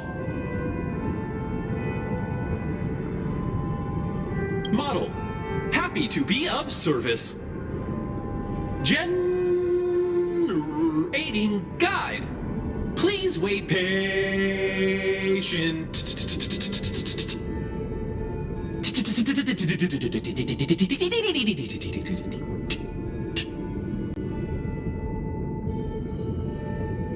Found the nearest check-in spot. Please look behind me. A capsule machine model.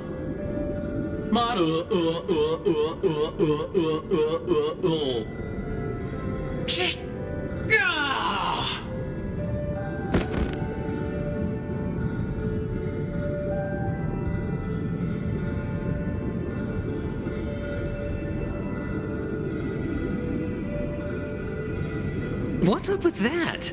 Now the family's toys are trying to frame me?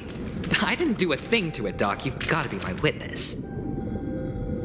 I saw nothing.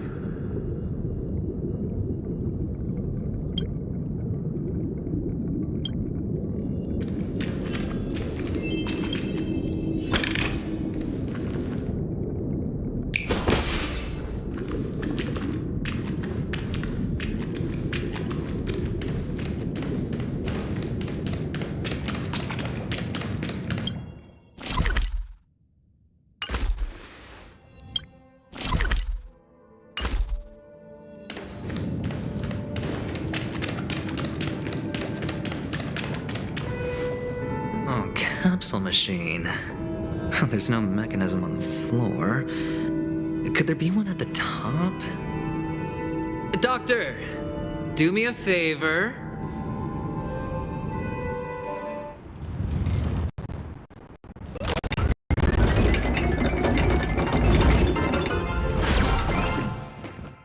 So, I was right.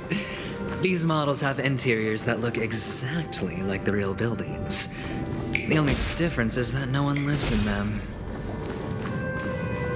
Funny that Sunday puts a miniature that makes him seem like a giant by comparison, right where he can see it first thing in the morning. Insecure much?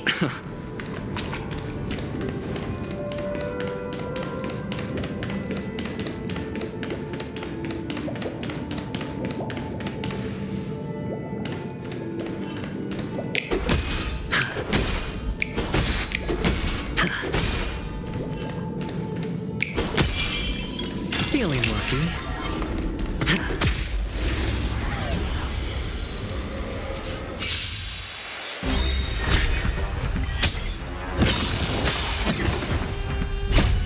Stars Echo!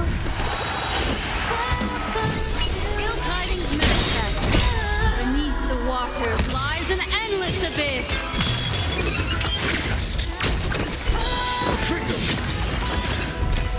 Ill fate descends. Knowledge, the measure of truth and falsehood.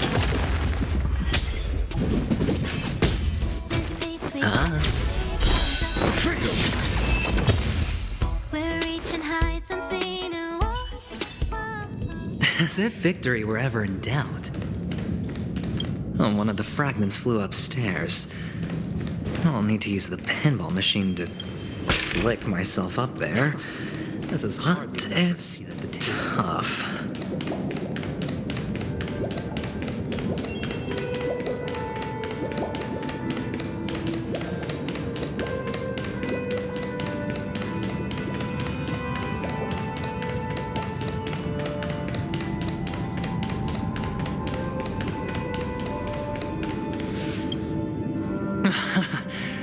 Oh, great. There's another pinball machine base here. And it's empty, too. Doc! I'll need your brain power again. There's no need to yell, I can hear you. The pinball machine must be hidden somewhere in the hall, like the arch. Wait here, and I'll be back in a minute.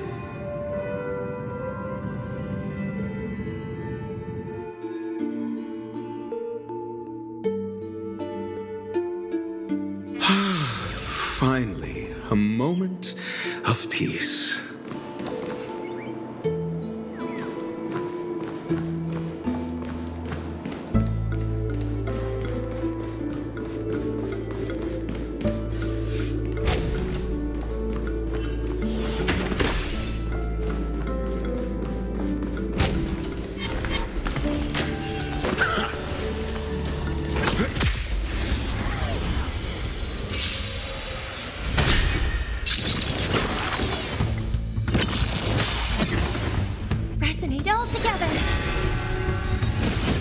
Dirty trick. Just.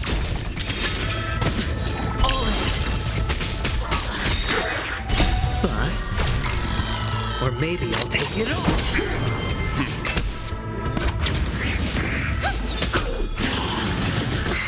Watch your head.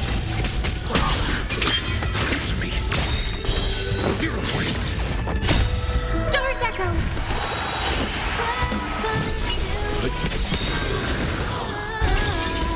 Survive or be destroyed. There is no other choice. Just.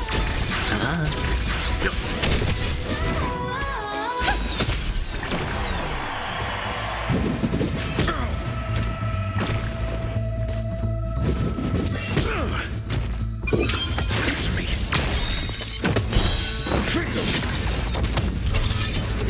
Knowledge, the measure of truth and falsehood.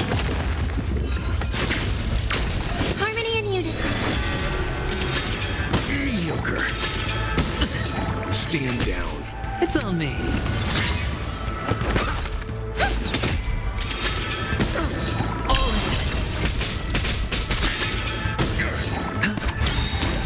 Bust. Or maybe I'll take it all. Watch your head.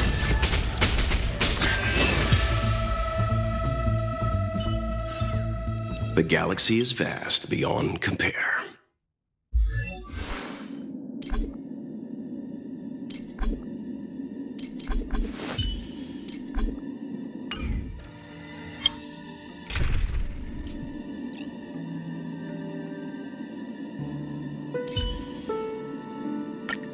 Keep to yourself, gambler, and...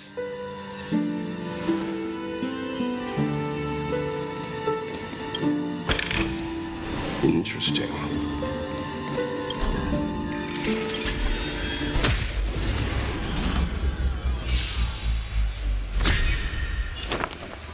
Resonate all together. Stars Echo! Answer me. Survive or be destroyed. There is no other choice.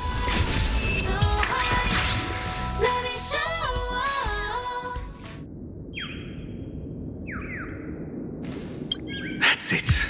Pleasant moments of solitude are always fleeting.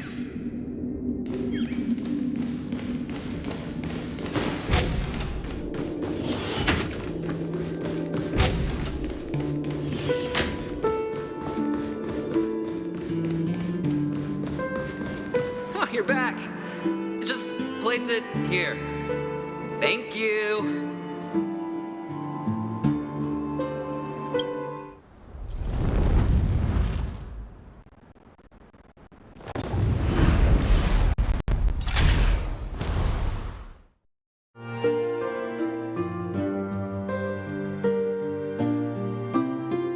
Thanks, Doc.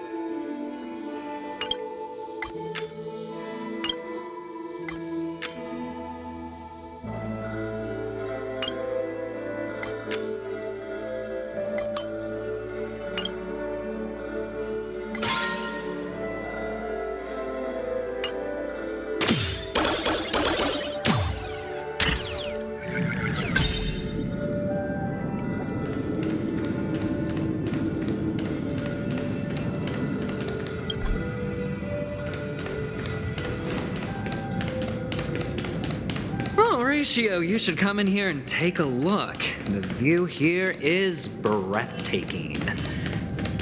Honestly, you could easily squat. Hold on. Piece of cake.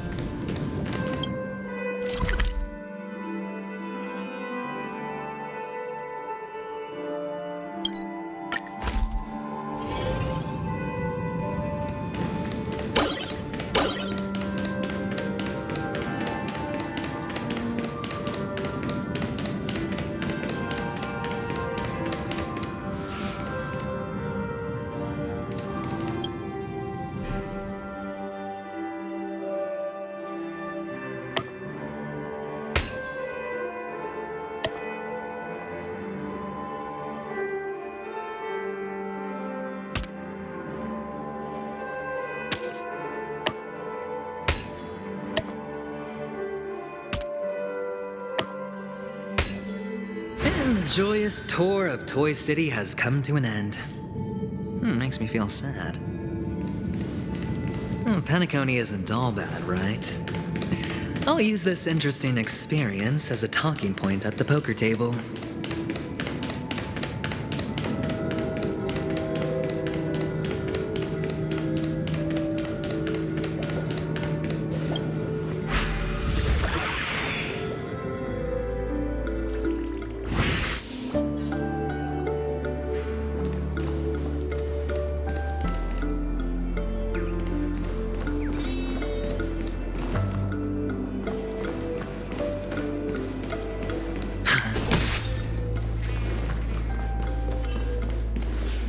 It's a pity you made it out of the sandpit alive. Sunday is just beyond this door. From my limited understanding, he's not someone easily handled. Are you prepared? Yeah, only I believe he's the one who should be prepared to face me. Tell me about your plan. I don't have a plan. I'll just play it by ear. There are only two kinds of bargaining chips when dealing with people: benefit or fear. Looks like sincerity isn't in your dictionary. Am I not sincere enough? There's no need to emphasize it. We've got to make good use of death. That man's sister is dead. He won't be able to turn a blind eye, and that's fear. And I'll help him find the murderer. He can't do it due to his status and position, but I can. And that's benefit. On what basis do you believe he's incapable, necessitating the delegation to someone from a rival faction, the IPC? Simple. Because that murderer could very well be a traitor hiding inside the family. Do you mean the Galaxy Ranger whom you accused previously? That was just an excuse, good doctor. There's something wrong with that woman, and we need someone who can keep her in check. It's better to minimize the variables outside our control while we execute our plans. Moreover, I need to know her identity, if I'm lucky. She could be an important pawn, and it's good to have more helpful friends when dealing with this matter. But honestly, the murder case is likely unrelated to her. I believe my standpoint. There's a rat in the family. Otherwise, why would Mr. Sunday arrange a private meeting with us? This isn't an interrogation, but a secret negotiation. We'll see. Using Robin's death as a bargaining chip, I'll win back my freedom and power. In the end, I'll ruin this beautiful dream and create the grandest death. If the chance of winning is just beyond this door, even if that chance is close to zero, well, you can't win if you don't play, right? Ah, the charming audacity. To think that you, of all people, might emerge victorious, dear gambler. 3 chips are enough. All or nothing.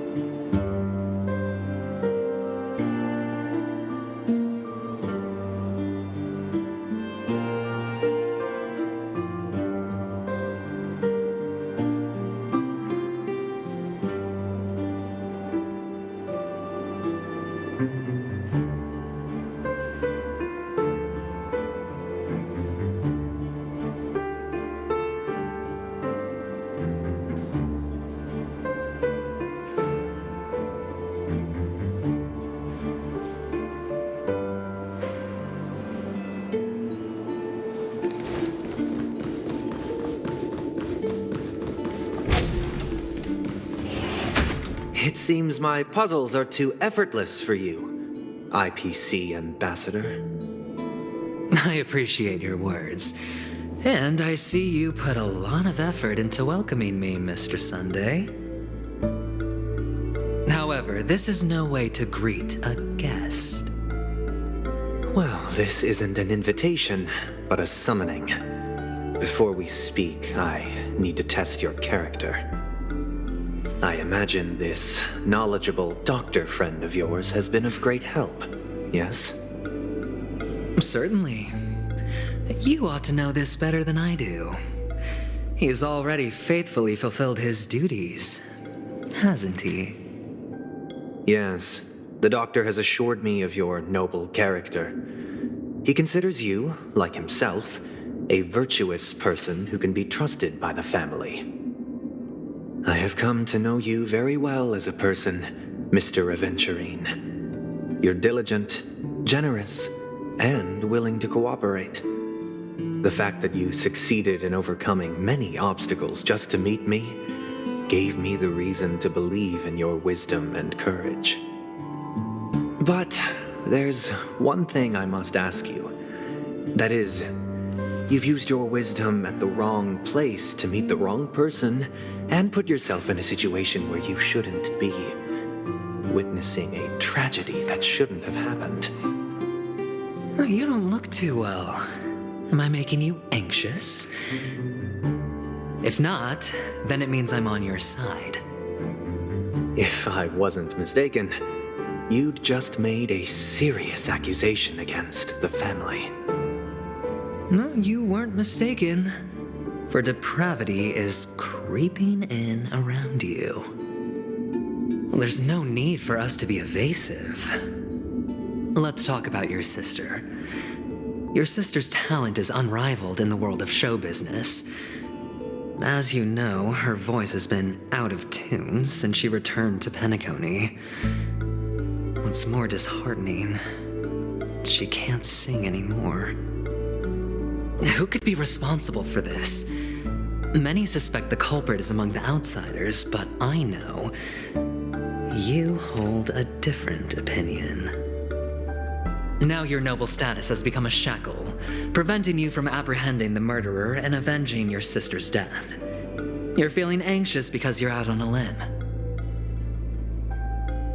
But don't worry, I'm on your side. I'm immensely honored by your concern for me, Mr. Aventurine. Since you're so selfless and generous, I believe you wouldn't ask for anything in return, would you? Well, naturally, you wouldn't incur any loss from this.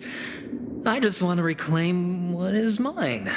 My liberty and the personal items under the family's custody, the bag of gift money, and... the box in which the cornerstone is stored. That's right. Cornerstone. I've heard it's a treasured asset of the Strategic Investment Department. A sacred stone that seals the Preservation Emanator, granting significant power, and every liquidation specialist holds one. For an object so precious, it probably comes at an even higher price than other forms of recompense. Well, I'm sure you're aware of the high level of risk I'll be undertaking to bring the truth to light. Mr. Aventurine, when you're out and about, do you always make adjustments to your appearance? Your tie should be on the center line. Your shirt must not protrude from your vest. Your trouser creases should be perfectly straight and always aligned with the tips of your shoes. Of course. But I don't, because it's not appropriate to do so in public. You should make sure everything is presentable and in order before leaving the house. I'm not the kind that takes risks. The cornerstone must be in the custody of the family. No room for negotiation? Please, don't let me turn you down twice. Sure. The gift money is good enough. I suppose you wouldn't mind that. After all, a merchant can't function without a bargaining chip. You compromised quicker than I thought. Unfortunately, it's a gambler that needs a bargaining chip, not a merchant. I can give you your gift money, but before that, I want you to tell me.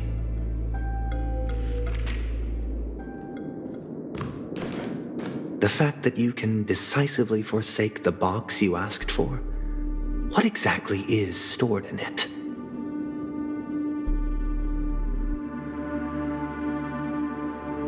Oh, triple-faced soul, please sear his tongue and palms with a hot iron, so that he will not be able to fabricate lies and make false vows.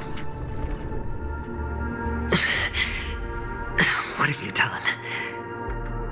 Under the light of the harmony, all wickedness is revealed. I implore them to shed their light, and I'll ask you questions on their behalf. Next, you have 113 seconds to prove your innocence and gain my trust. And if I refuse to answer? You can try, and we'll see if the harmony rejects you. Question. Do you own a cornerstone? Yes. What a simple answer. You, too, understand that idle chatter leads only to poverty. Did you hand over the cornerstone to the family when you entered Penacony? Yes. Does the cornerstone you handed over to the family belong to you? Yes. Is your cornerstone in this room right now? Yes. Is your memory free from any kind of tampering or deletion, encompassing but not restricted to the techniques of the Garden of Recollection? Yes. Are you an Avgin from Sigonia? Yes. You even know about that? Do the Avgins have any ability to read, tamper with, or manipulate one's own or another's mind? No. Does it matter? Do you love your family more than yourself? Yes. All the Avgins were killed in a massacre. Am I right? No. Are you your clan's sole survivor?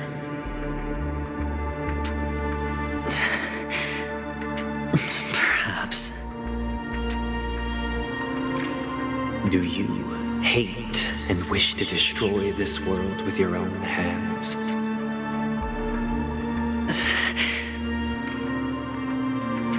I don't know. Interesting. Now, the final question. Can you swear that at this very moment, the Aventurine Stone is safe and sound in this box?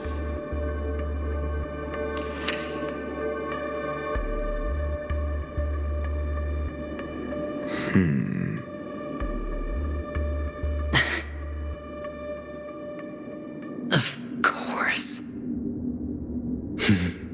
Looks like we can get an answer. Open it, Mr. Aventurine. It's your last chance to defend your honor.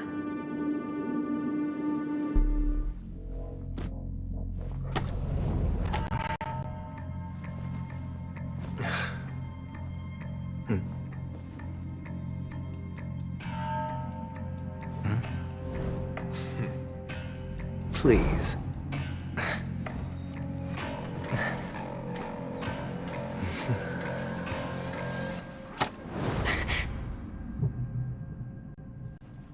Are these what you're looking for?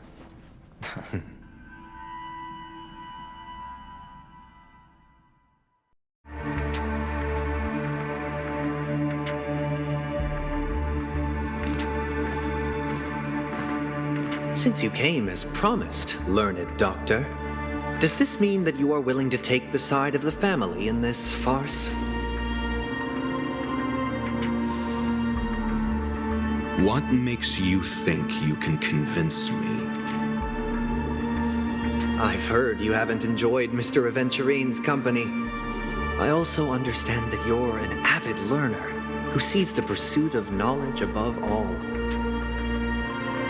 In that case, you ought to realize that a competent scholar knows their position and wouldn't forsake more vital matters for the sake of petty pride. If you agree to assist the family, I'll share our research findings on the Stellaron. You must be quite aware that, besides the family, no other faction is willing to share such information.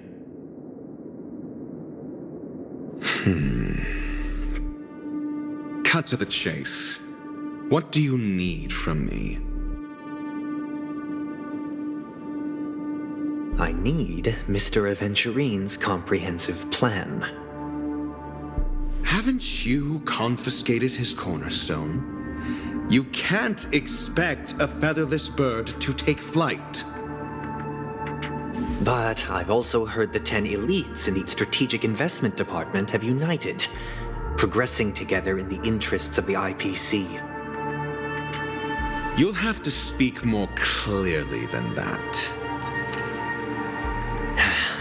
The cornerstone, which Mr. Aventurine surrendered. Was it really his? You question whether he would entrust you with someone else's cornerstone. The 10 Stonehearts aren't as united as you think. Cornerstones are significantly more precious to them than their very own lives. But you know that he's a crazed gambler. The more vocal he is about it, the more cautious I must be. I never imagined someone would share his way of thinking. Honestly, you should see a shrink. Bring it. The box containing the cornerstone is unique, and only IPC senior staff and related members can access it. But I happen to be among them.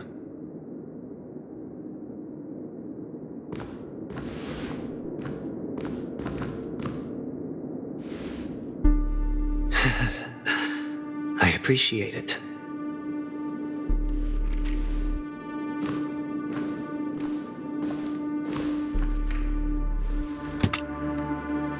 Unfortunately, your guess is correct.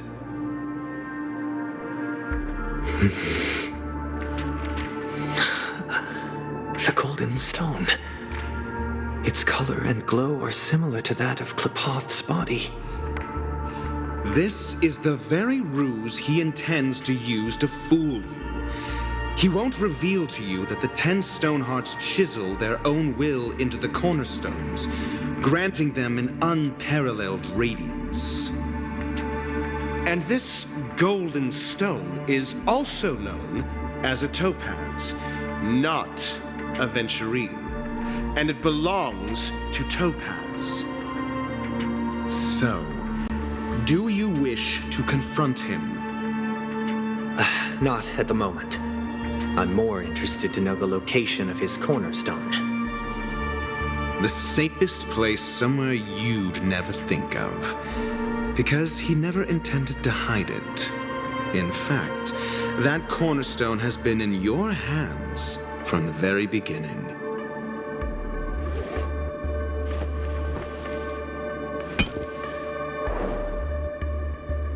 I see. This bag. Mixing a cornerstone, more precious than life itself, with a bunch of worthless jewels, disguised as a gift of money waiting to be confiscated, is indeed in line with Mr. Aventurine's style.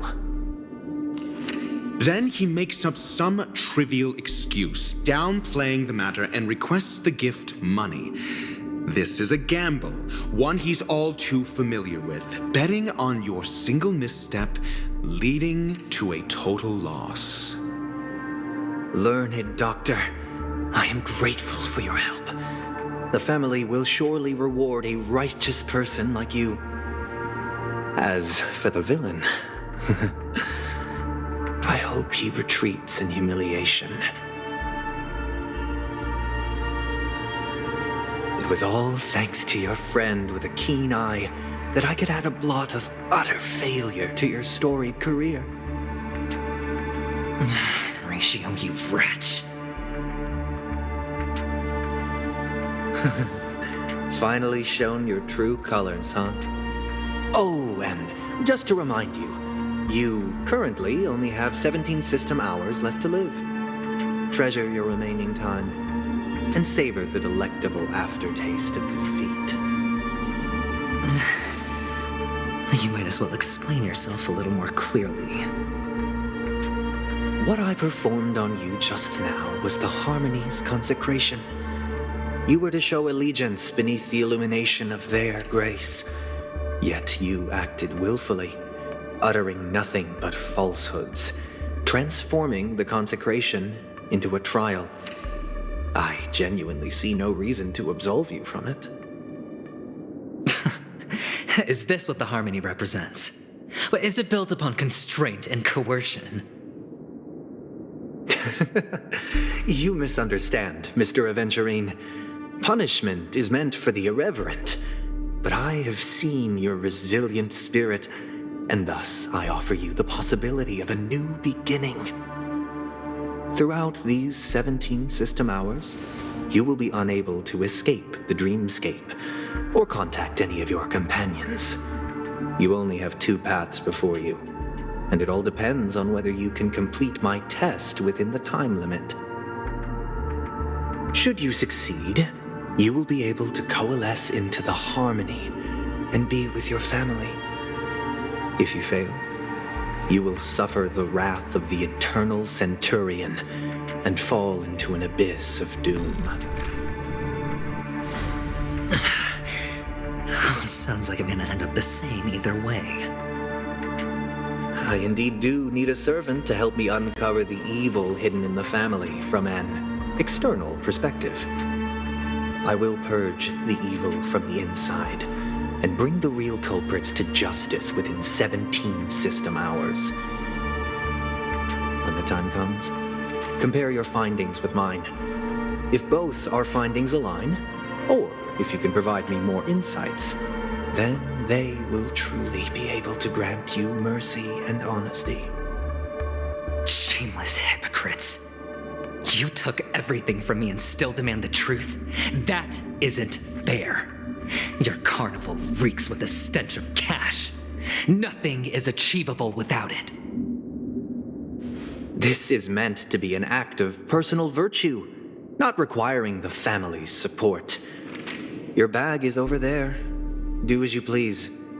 I believe you can trade this bag of worthless jewels for everything you need. That's what gamblers excel at, isn't it? Off you go, Mr. Aventurine. You are free. I will wait here for your good news.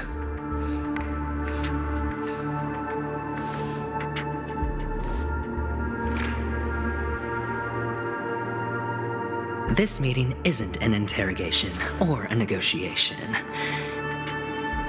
It's an outright execution. Why would I do that, Mr. Aventurine? I'm just wondering what a passerby who stumbled upon a scene of a murder could have found out. That's all. By the way, before you go, I have a personal question. What is it now?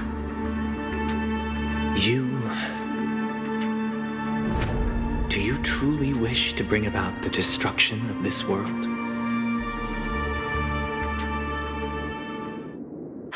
Kakavasha! Where did you go? Oh, are you injured? I got it back, sister. You went to look for them? That's too dangerous. It's just a necklace. It's neither food nor water. We can survive without it. But I can't live without you, little brother. Promise me not to look for those catechins again, okay? Sister, don't be afraid. The catechins are fools, but I'm smart. I played a game with them, and I won. Won? What happened exactly? Tell me. I made a bet with them. The two birds in the desert and me. Who will die first? I won. They suspected me of cheating, but I didn't. I won fair and square. Of course you'd win. You've always been a lucky child. Gaiathra Triclops must be watching over you. But that's no reason to push your luck by going up against those bloodthirsty, cruel catechins. Have you forgotten how Mom and Dad...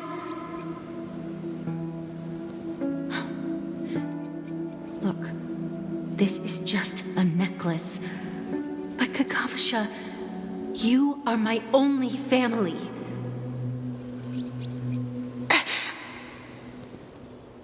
I'm sorry, sister. I thought you'd be happy. Because Mom left you this necklace. There'll be no next time. It is important, but not as important as you, my dearest brother. I don't blame you, but you must remember what Mom said. Pain and poverty are the trials of Gaiathra Triclops. She has also granted us a chance, and that's your good luck, Kakavasha. Your good luck is the most precious wealth we, all Avgin, have. You're a child blessed by Gaiathra Triclops and can lead the clan to happiness. So always remember to protect yourself and never resent the pain and poverty you're going through, all right?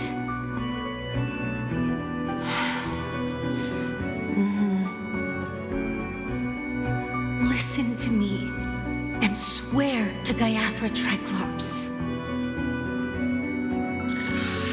Okay.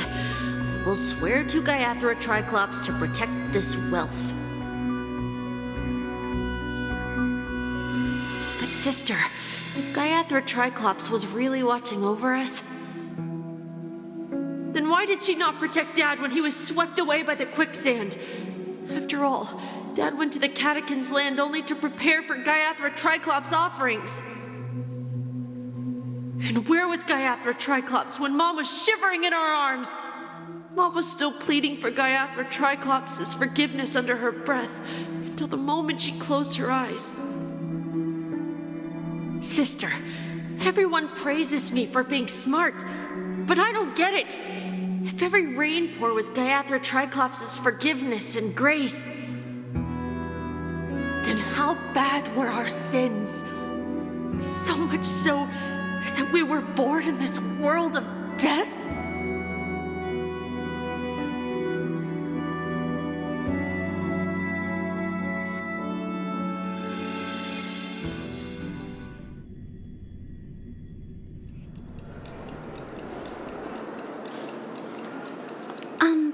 Excuse me.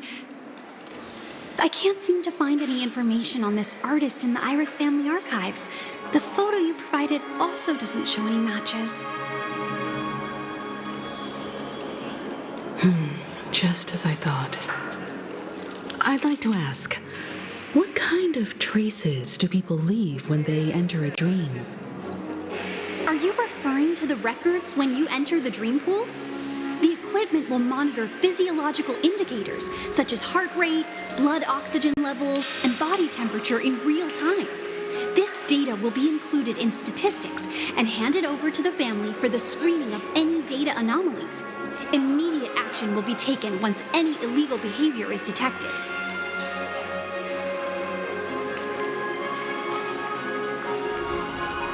Please rest assured, your vitals are monitored in case of emergencies, allowing us to wake you if necessary.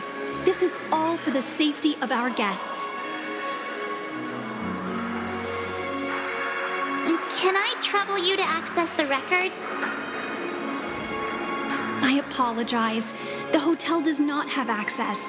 This information is managed by the Bloodhound family. We can only gain access if there's a problem. Looks like nothing can be found here.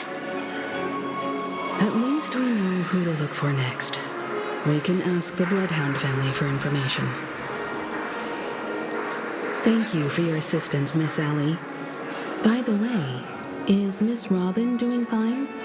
We are looking forward to her performance. Fine? What does that mean? Is there something wrong with Miss Robin?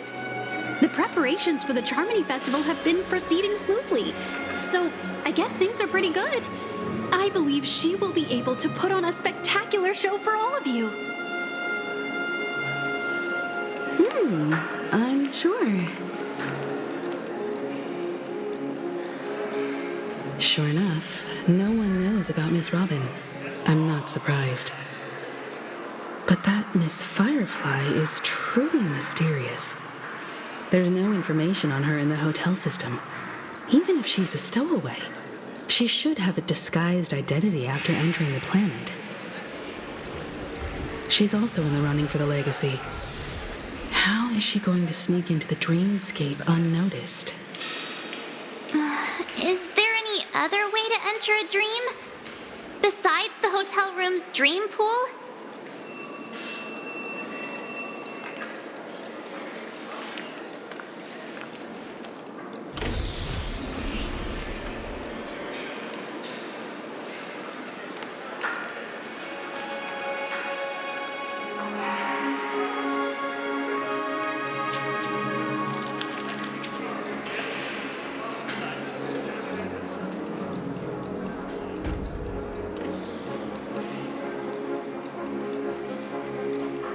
The Memo Keepers have abilities that are difficult for normal people to comprehend. In the memory zone of Penacony, they thrive effortlessly, a fact proven to us by Black Swan. The hacker girl from the Stellaron Hunters used extraordinary means to unlock the Dreamscape Hotel's seal. According to the scene witnessed by him, it is likely that they are behind Miss Firefly's case. The Garden of Recollection and the Stellaron Hunters. Both are possible, but what about the IPC? Since they want Penacony all for themselves, they're bound to have a plan. Who are you guys? The Bravo team has arrived at their designated position, ready to execute armed evacuation operation. Boss, get moving! Armed evacuation? Boss, are you drunk? What are you, You know, it's more efficient this way. Just don't let the director find out. Act first, report later. Understood? Help! Help me! I spent all my year-end bonus on the snowball! I don't want my name on the department's major disciplinary notice! Hey, check it out! That voice. Could it be the IPC workers from Belobog? To all guests, the IPC will be conducting special operations within the hotel. Please follow the staff in charge of evacuation to the designated safe zones, or compulsory measures will be enforced. I'll request a beating for you lot! You've been told not to drink during work hours. Take him back to the hotel room. I'll organize a meeting later to properly go over how this incident report should be written.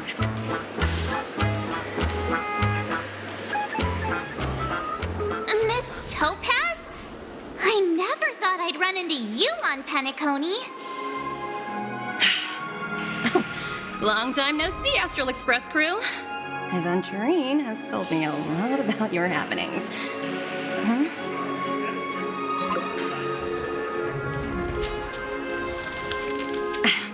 It's fine. Do as they ask and try to avoid any conflicts with the family. Report to me before taking any action. Yes, all right.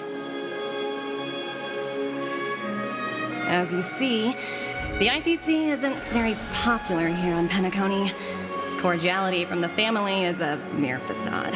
The former frontier prison has turned around and cuffed its shackles on the IPC staff now. Only Aventurine, who carries an invitation, is allowed to attend the banquet. An entourage like us, we can only sit around in the reality hotel, unauthorized to even enter dreams. No wonder Aventurine's scrambling to partner up with someone. The IPC can't back him up in the dreamscape. His situation isn't optimistic, I hear. You're all helping to investigate some dirt on the family, are you not? Let me know if you need anything outside the dreamscape. The IPC always treats its partners well. Thank you, Miss Topaz. We're on our way to the Hounds to verify some intel. Perhaps you've had dealings with them? Yep. They're tailing us right now. Why not go and talk to them? It'll take the spotlight off me. Being constantly stared at is really uncomfortable.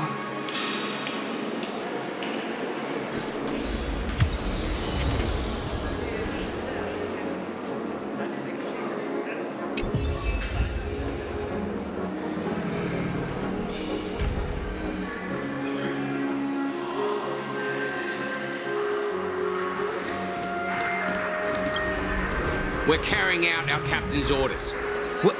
What do you want? We made a mistake last time, and we're working hard to rectify it now. We don't have time for anything else.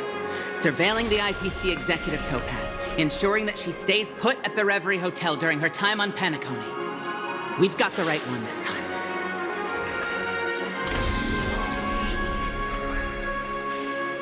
So that's it. They were the pair who were after Firefly at the time.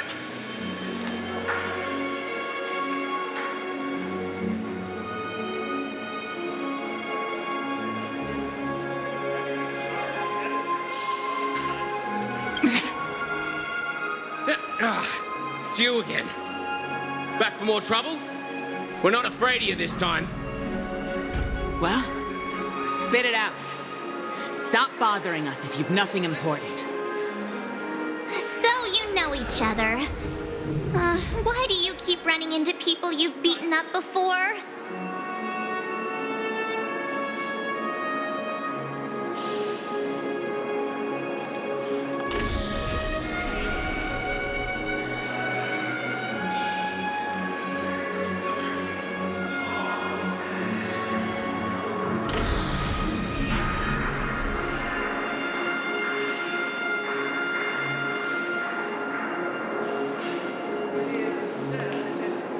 That's right. right. We're investigating a murder for the family. Can we speak to your captain about the case? Oh, well... Hey! The security officer instructed everyone to shut their traps before he returned from Dream's Edge. What murder? You'd better stop spouting nonsense. Yeah, that's right. We have nothing to report. Please leave. Looks like they're not going to cooperate. But they did at least tell us that the captain is at Dream's Edge. Why don't we just look for the security officer then? It's probably Gallagher, the one he mentioned, right?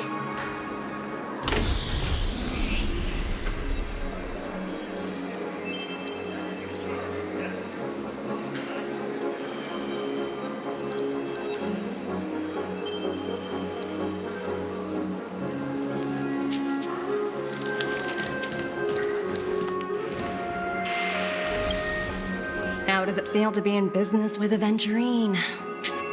I bet you're not used to it. That's just his style. All or nothing is his mantra. He's always cozying up to his clients while egging them on to undertake some dangerous assignment with him. But everyone has their merits, so I won't comment further. But Aventurine's luck has always been good. He's always closed all his cases without a hitch and basically never lost a gamble. Which is why, on the issue of retaking Penacony, I'm watching with keen interest.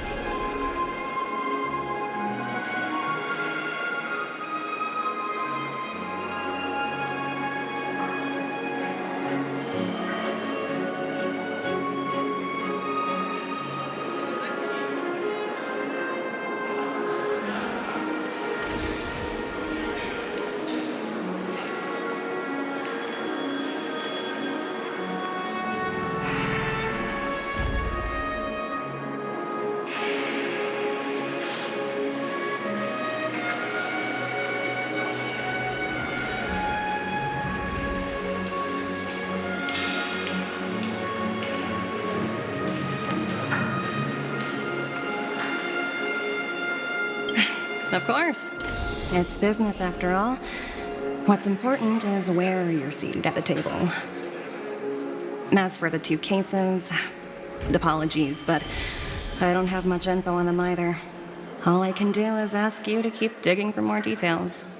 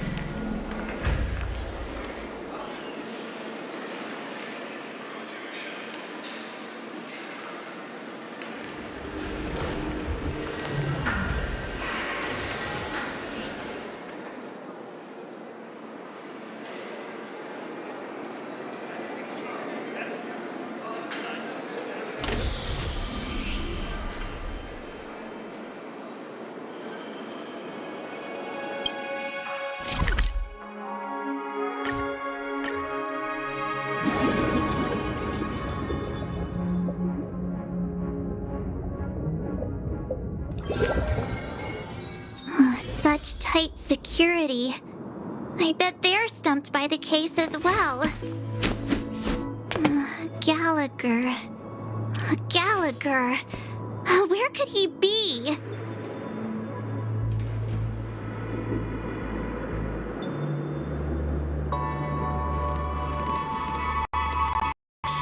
Constructing dreams.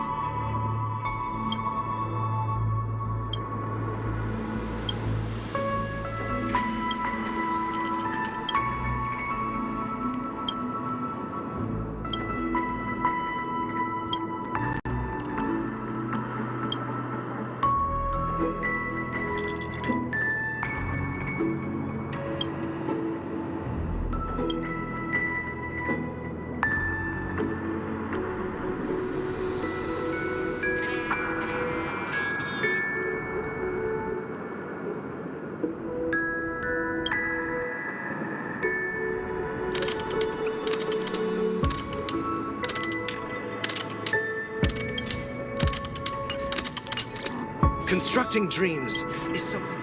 See, trash? Recycle trash.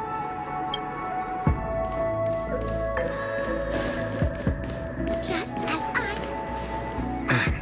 Apologies. The Bloodhound family is running an investigation up ahead. No unauthorized personnel allowed. Hold on a minute. I think I've seen you before. The gray-haired one. How much trouble have you stirred up exactly on Penacony?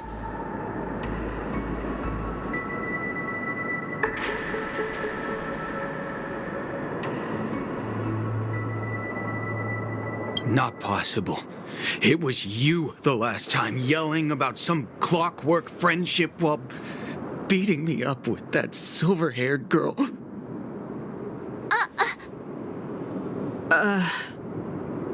I'm not letting you get by this time.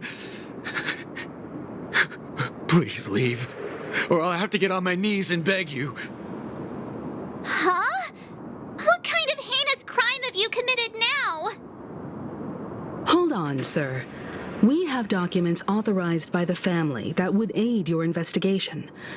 If it wouldn't trouble you, could we see this Mr. Gallagher?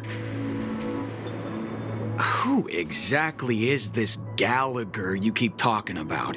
There've been a few people mentioning this name. Even the one with the gray hair. He didn't send you all here?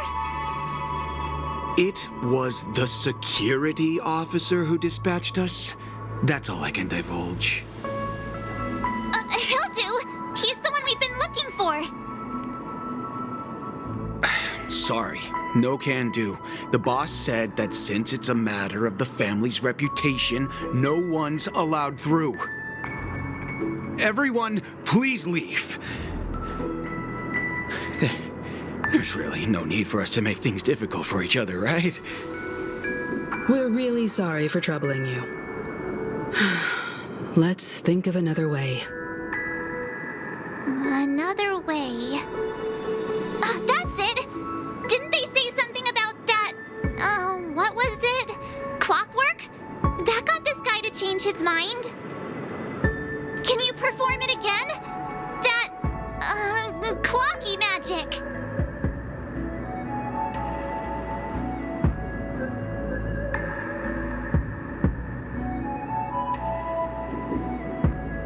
Please?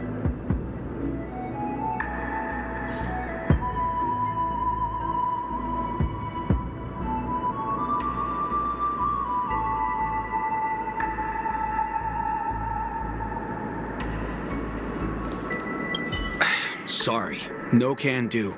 The boss said that since it's a matter of the family's reputation, no one's allowed through. Everyone, please leave. There's really no need for us to make things difficult for each other, right?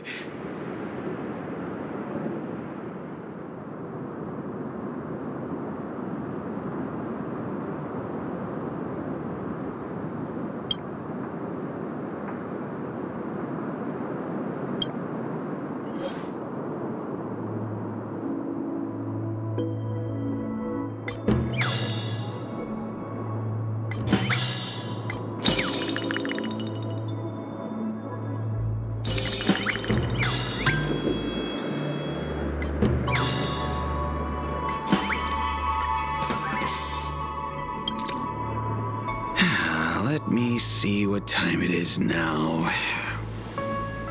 Whoa! It's this time already! What? Time to clock out! And no one's gonna stop me.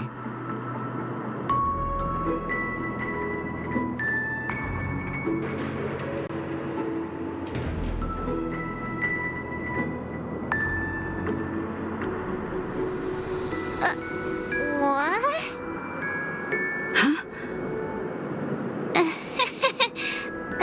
This clockwork trick of yours, it's kinda dangerous. At least he won't be getting in our way again. Let's go find that Gallagher and ask him the intricacies of the case. I was wondering what all the commotion was. Huh. It's you guys. Welcome. Since you made it here, what can I do for you? Hello, Mr. Gallagher, sir. Judging from your tone, it sounds like you were expecting us. Miss Himiko, you're too polite. There's no need to call me sir.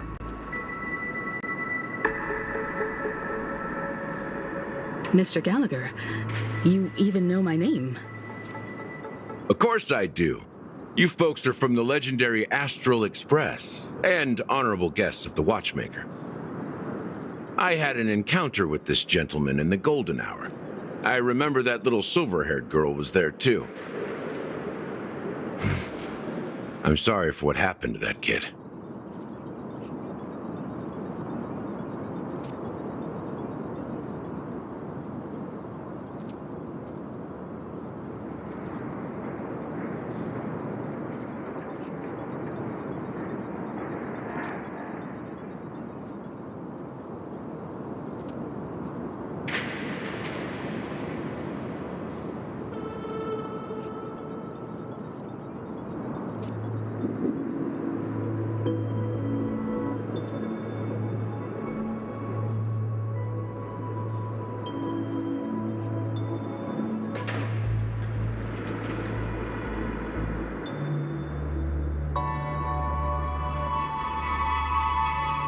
This is also the reason why we've come to visit you, Mr. Gallagher. The Express can't just overlook the death of that child. So we've decided to help the family get to the bottom of it, in the hopes of getting justice for her. The Nameless involved with the family. What an unpredictable twist of fate. Why? What's wrong with the family? It's nothing. On Penacony, everyone loves the family. No matter how much one resists the beautiful dream, when the time comes, they too will find it hard to let go. Who wants to leave a warm nest? Just idiots, little kids, and inebriated fools.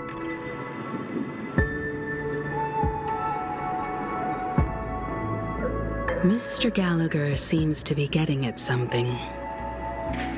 You got it wrong. I'm not. You want to discuss the case? Sure, come with me. This is not a good place to talk. Let's go elsewhere.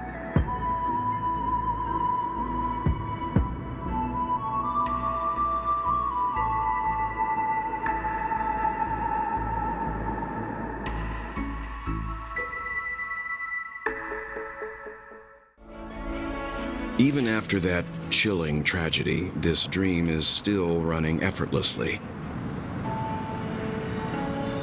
Other than the family of the Harmony, it's hard to imagine any other power in the universe that could sustain a building of such magnitude. The family itself is a huge, perfect building, like a living idol. Each member of the family sees themselves as a piece of the divine puzzle, revolving around a singular core and a shared ideal. Under their command, they loyally fulfill their roles, offering themselves while also receiving sustenance in return.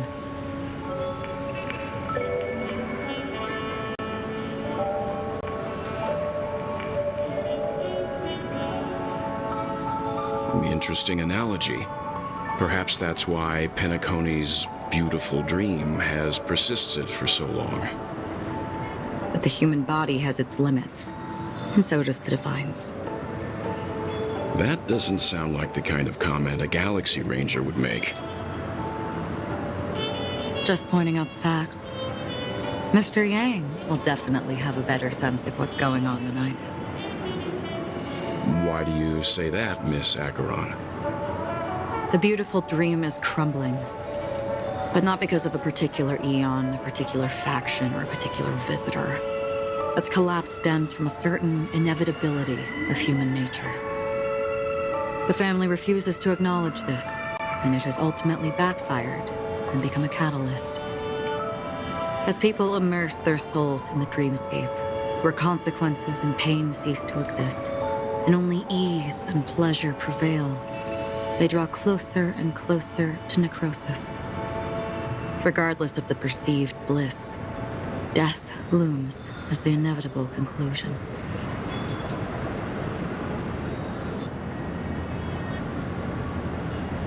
Also, this necrosis will diffuse and spread. One piece of the puzzle's mutation will eventually cause the entire building to shake, break, and crumble.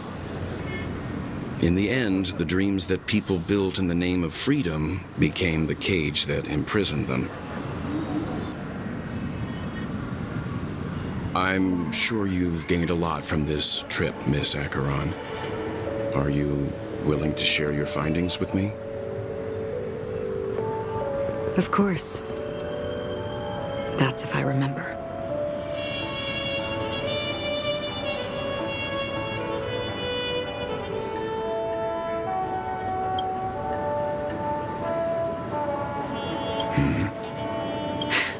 Don't mind me. It's just a habit.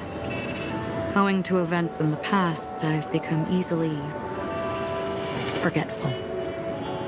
It's only when this sword is unsheathed that those hazy memories start to become clearer. Take your time. That should do it. I vividly remember everything that occurred on Penacony. Ask away.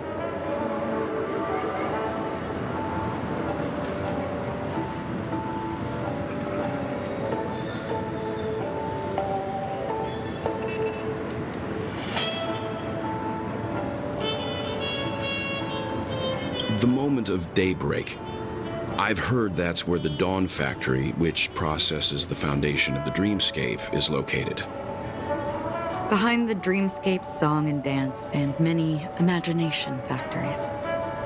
Workers create all kinds of whimsical works day in and day out in their dreams. Then they return to reality and sleep on a narrow bed in a room. A far cry from luxury.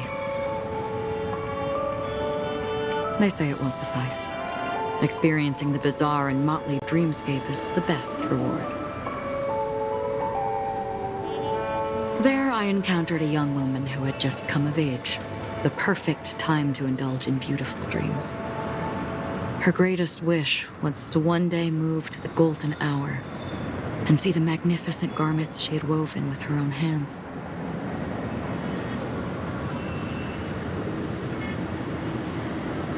For certain reasons, her wish was difficult to fulfill. But I managed to bring her a garment.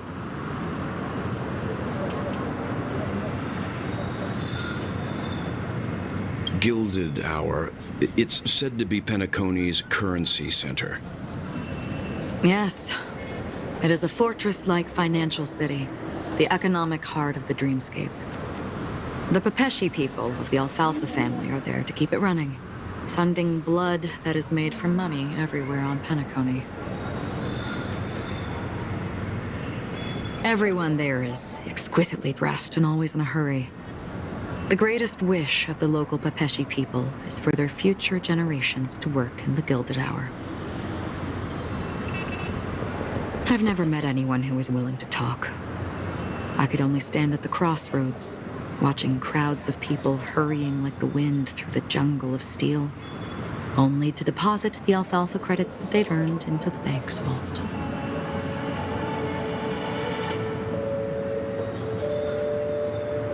I don't know if they would open the vault door, but before I left, I witnessed a well-dressed Pepeshi person plummet from the sky, while those around him continued on their way, unfazed.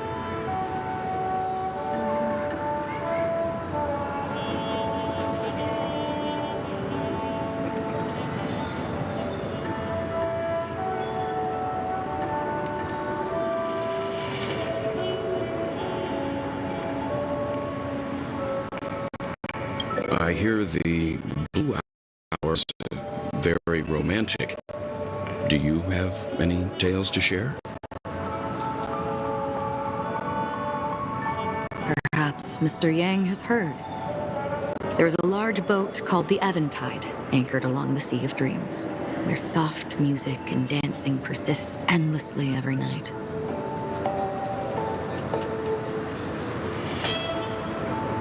I ran into a wizened lady there. She was at the dock, waiting for her long-departed lover to return, waiting for countless hours within time that stood still.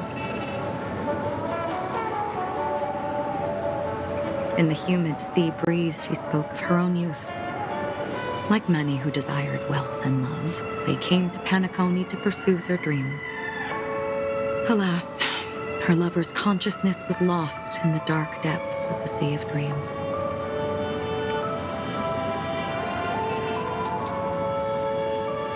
Finally, she suggested we continue our conversation on a boat in the shallows. I agreed and boarded the boat with her. But she never said anything. Her eyes absent-mindedly gazing at the horizon for what seemed like forever. Finally, we retreated to the beach.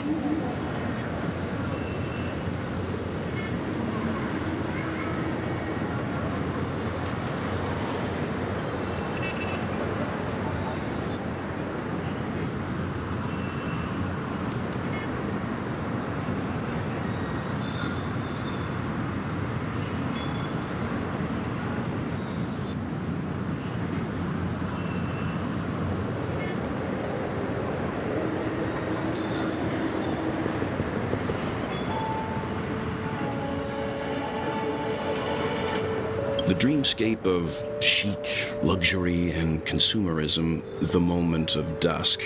My companions have been there too. Then you all must have seen those who are attempting to realize their dreams. Or have realized them, scattering money as if it were dust and betting it on all or nothing. Everything has a price, and everything can be bought or sold. Even dreams themselves. I saw an Intellitron there, who was preparing to auction himself. When someone wins a bid under stipulated periods and rules, he would do the buyer's every bidding, becoming that person's very possession.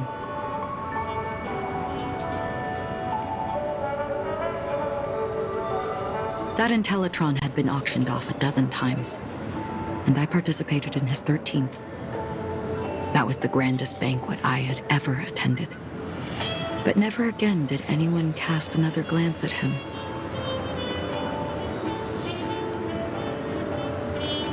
This time around, there were no successful bids for him.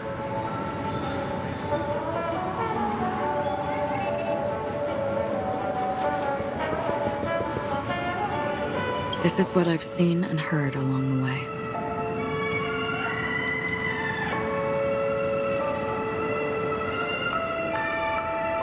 Someone once said to me, Penacony wasn't like this a long time ago, nor should it be.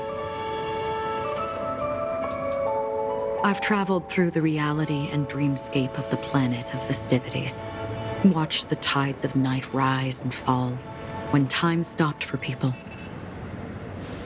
where the spirits of the rich and impoverished remain forever fixed on their own scales. This is why I think the collapse of the beautiful dream is inevitable. There might be a way to change everything. Perhaps.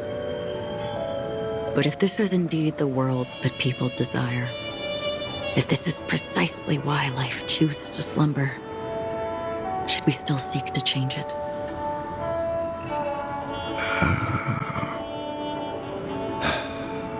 Miss Acheron, now it's my turn to share a story with you. There was a man from my homeland who, at a time when the world was grappling with deep, unhealable pain, made a choice. He wove together the dreams of everyone in the world, linking people's dreamscapes, and shouldered this burden himself. From this, he created a giant, a spiritual atom. And since that moment, the giant stood between heaven and earth, becoming the pillar of the world's existence. As a price, those who found it hard to move forward, who could not advance, forever lost their future.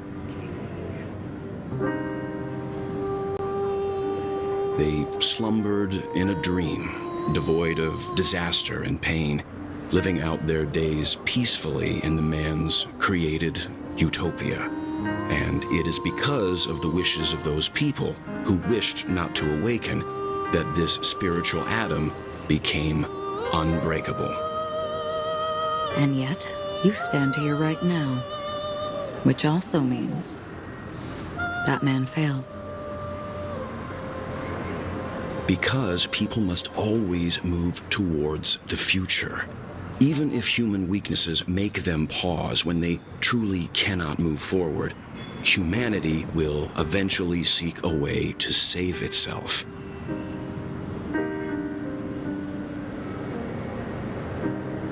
And that man, he was never a failure. Like everyone in that world, he etched the possibilities of human nature into his heart. He was the sun chaser of legend, soaring towards the sky and embracing his final victory with his fall. He ascended to heights uncharted, only to come face to face with the sun, a place not visited by anyone before. His wings would melt because of it, only for him to fall into the sea, and after that,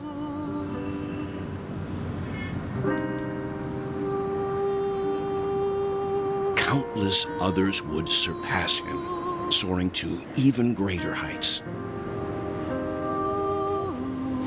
A fitting metaphor for the Nameless's trailblazing spirit. Thank you, Mr. Yang. I know what you wish to confirm. The universe has innumerable similar, yet different worlds. In these worlds, there are innumerable people who look alike, yet don't. I, too, have embarked on journeys, encountering old friends with familiar faces on different worlds, witnessing their destinies follow paths similar to mine. So I will tell you. Even if not completely similar, the story you just told, it overlaps with my past. And within that abyssal dream, I ended that man's life. Alone.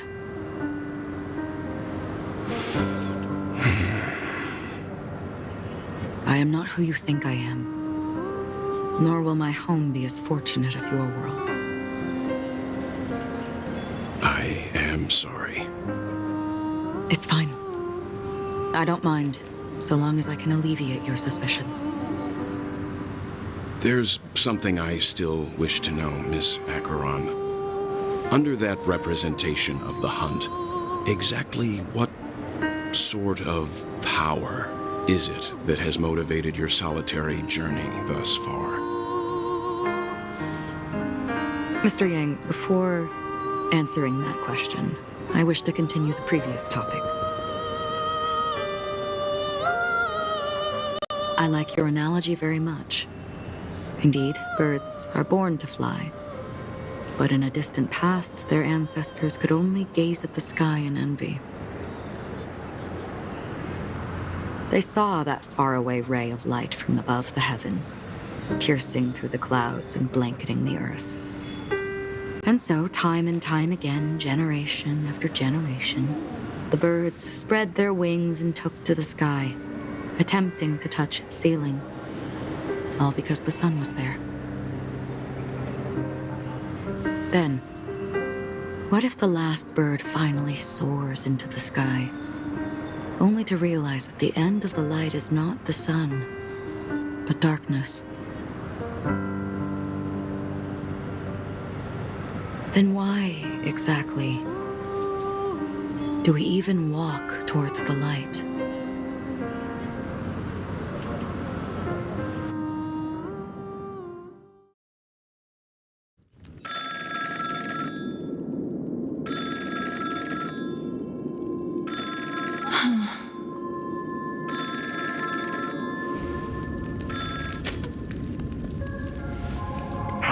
no see.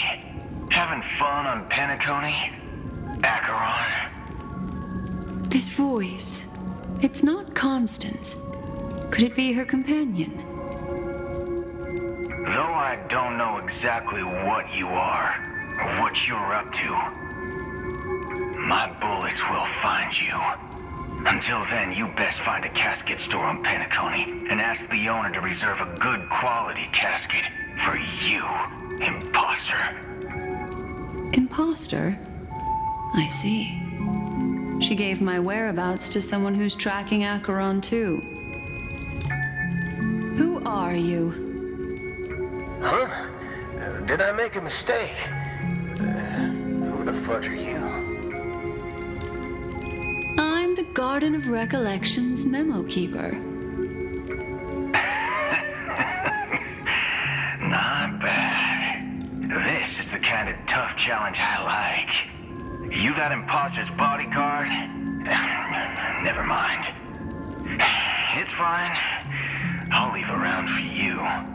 So get that forehead clean and wait for me.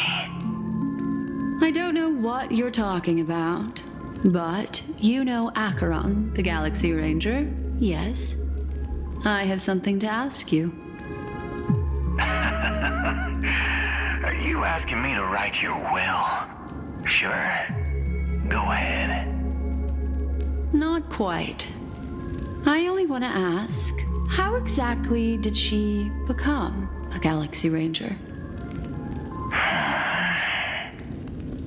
She's clearly not a path strider of the hunt, but you are, aren't you? Tell me, what's Acheron's deal? Sure. Never thought I'd come across an ally. Fudge, what a stroke of luck. Well, I'll be on Penacony soon. Memo keeper, go buy a bottle of Donna's white oak and warm it up, and I'll raise a glass to you. That lady's passed. Well, nobody knows. But if all you want is a simple answer, sure, you best get a chair and take a seat. That woman, named Acheron, is an emanator who should not exist.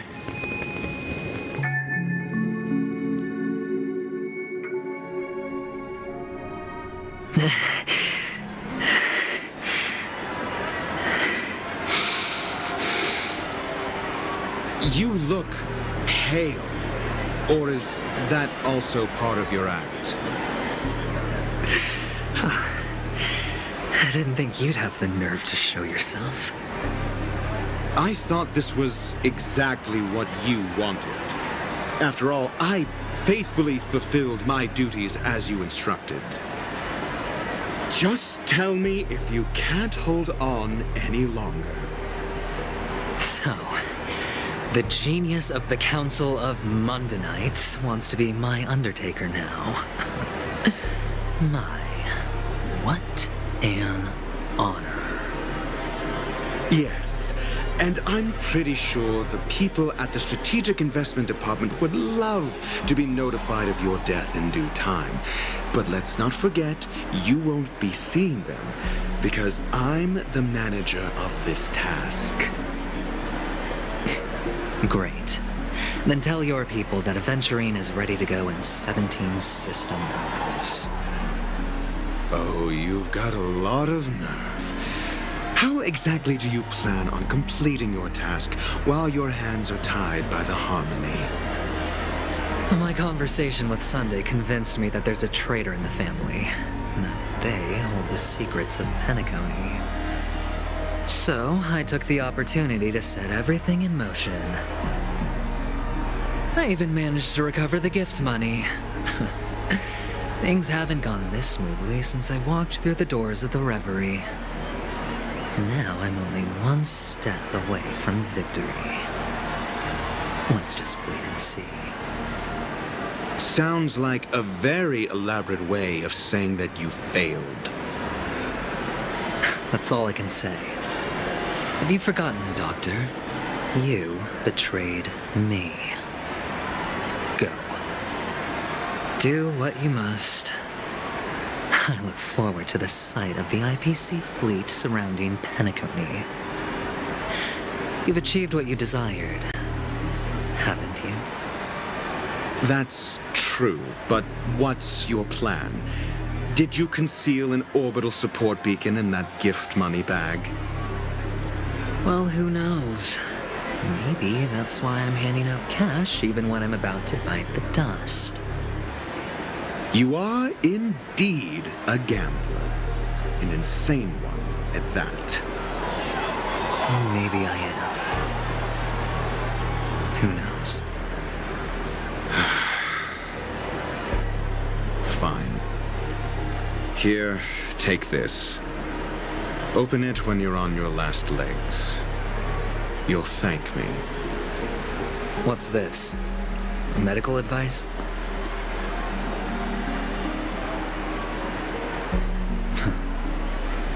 You catch on pretty fast, Doctor. Asking me to solve a case without giving a single clue. How typical of you, you wing-headed scoundrel. But the way you're all on edge about that stowaway, it's just as I guessed it would be. As for now, let the rain of wealth from the IPC fall evenly on everyone.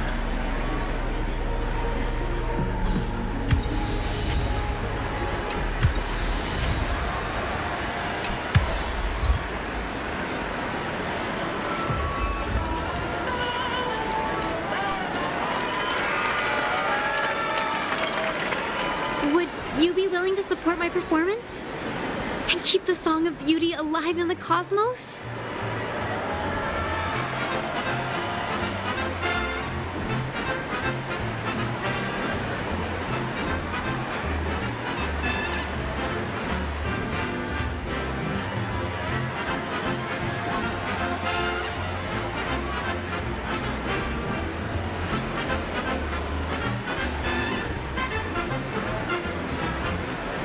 Wow, how fabulous! But why would you give such a wonderful gift to a random stranger like me? Well, you see, I can't bear to see anyone in this sweet dream suffering from poverty. That's incredibly kind of you. Thank you so much, sir. If you ever get the chance, please, feel free to come by and indulge in my singing. Sure thing. Oh, by the way, do you happen to know anything interesting about death? Death? That's a pretty scary topic, and it doesn't really match the mood of this sweet dream. Oh, you see, I'm a tabloid reporter collecting ghost stories in Penacony. As you know, the more chilling the stories, the more attention they get. Maybe you could help me out. Well, if you're up for some gossip, it's not about death, but there have been some rumors about a guest at the Reality Hotel who fell into a deep sleep and didn't wake up. It was like they were in some sort of coma. Nobody knows what caused it, but luckily the customer eventually regained consciousness. Well, all customers are under the protection of the family, after all. Thank you. This will make for a very juicy headline. May Shibe protect us. Unexplained coma. That's actually what happens to your body if your brain dies in a dream. But unfortunately, the customer ended up waking up in the end.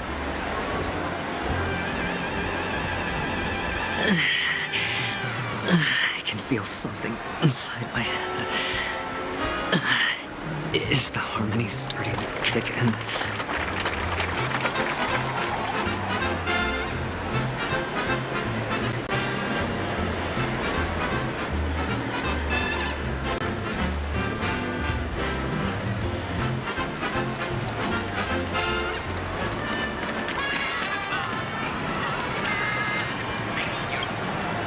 The world has truly lost its way.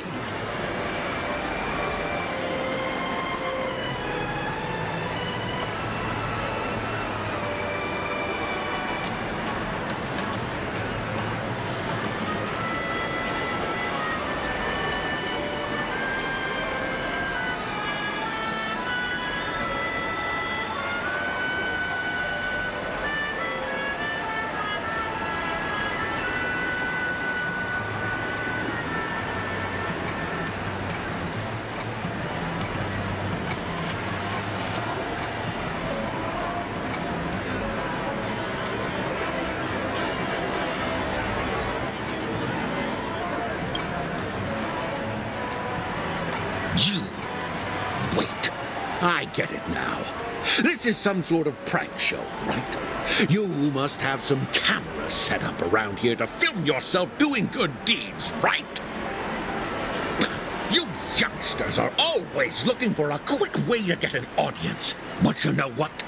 A truly great show never comes easy. A great show will start soon, old man. But before that, I need to ask you something. Do you know where I can find death in this dream? Ah, I see. Another fearless youngster looking for death, huh? Well, let me give you a piece of advice. Don't think you're the first one who's ever thought of that idea. Death? Not even remotely innovative. I bought it from Dr. Edward. He claimed it was some exclusive fancy schmancy stuff. Oh, what a disappointment. The effects were awful. First, some monster covered in eyes stabs you in the gut, and then all you see are blurry glimpses of buildings and lights. The sky was spinning so fast it almost made me puke. Is that all?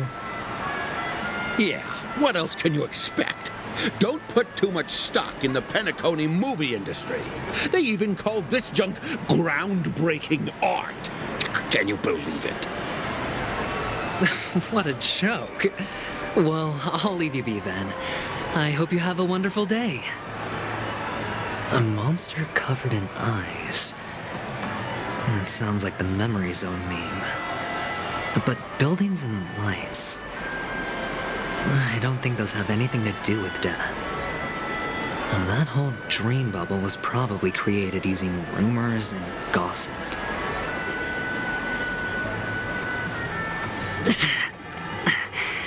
The disturbing voice in my head. It's getting closer.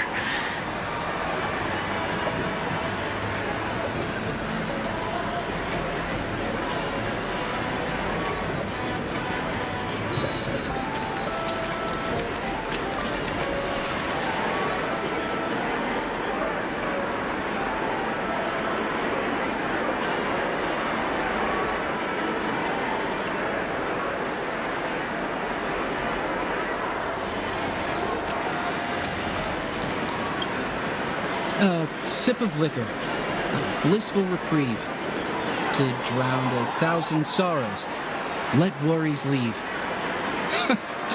I know I have what it takes to become a poet.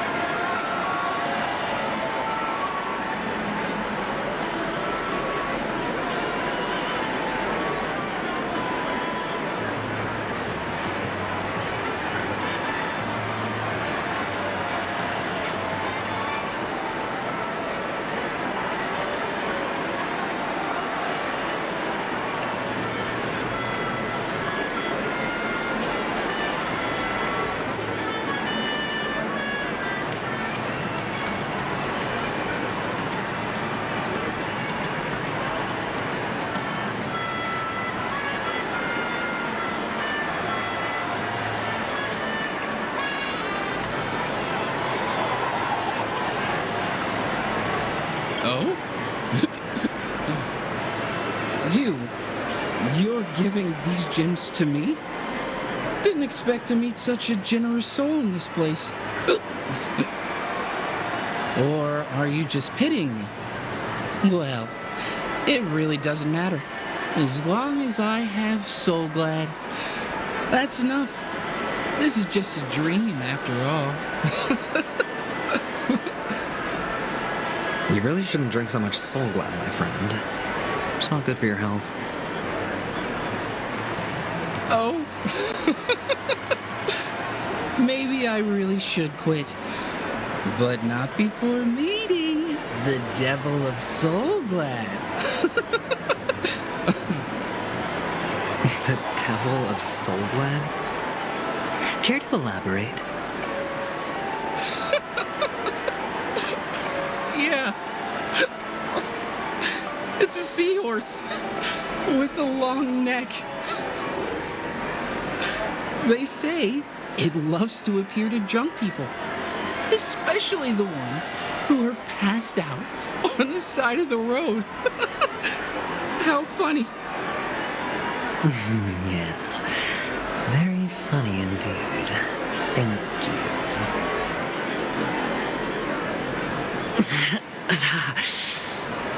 Does everyone have to go through so much torment before joining the family? Darn it. Now I just want to dig out my brain and use it as evidence.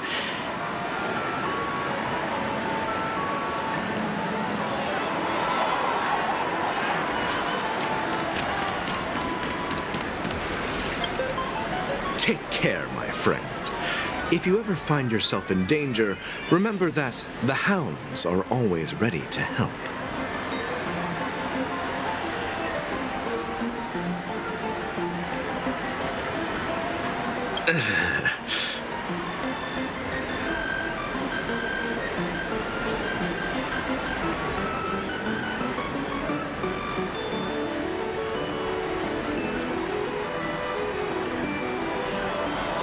You don't look good, my friend. If you need assistance, I can contact the hotel and have them wake you up forcefully. That won't be necessary. I have some business to attend to. But thank you all the same. All right, then. If you ever need help, don't hesitate to reach out to us hounds. Well, actually, I do need a favor. As the most outstanding hound in Penacony, have you come across any stowaways recently? Stowaways? How could there be stowaways in Penacony? We've never had anything like that before. All right. Good luck with your work, then. What was I even thinking? Family would never share intel with the IPC.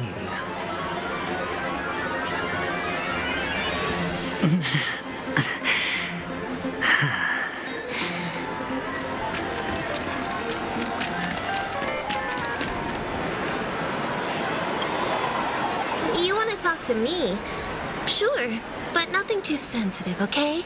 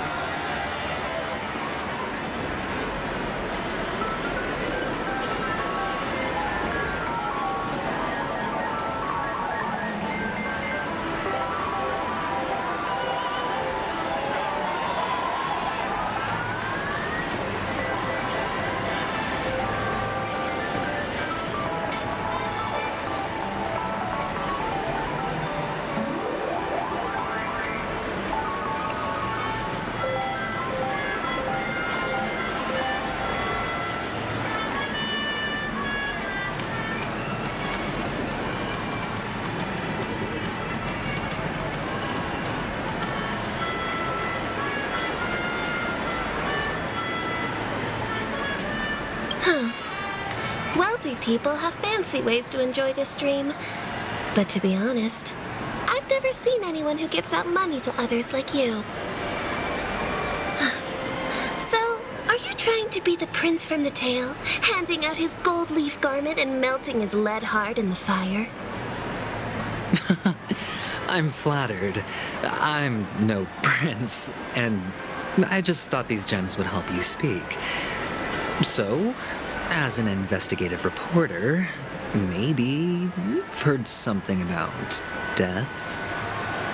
Ah, another curious soul. I see. Well, that was actually the topic I was most into when I entered the industry. But my boss shut it down. How did your boss talk you out of it? Well, she simply said, covering baseless urban legends like that would make us look like some third-rate tabloid. I thought about it, and she had a point. Reporting on stuff like blowing out birthday candles and getting spooked by nightmare ghosts isn't exactly professional material. Guess she's got a point. Thank you for sharing.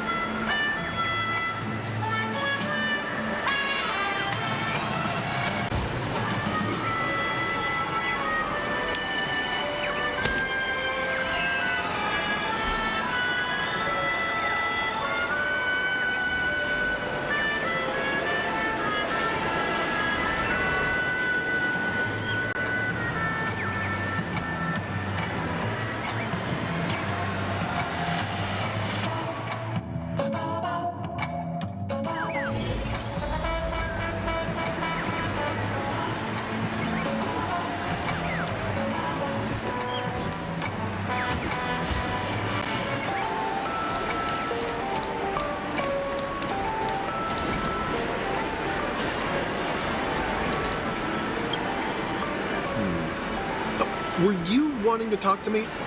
Sorry, I thought you were checking out something behind me.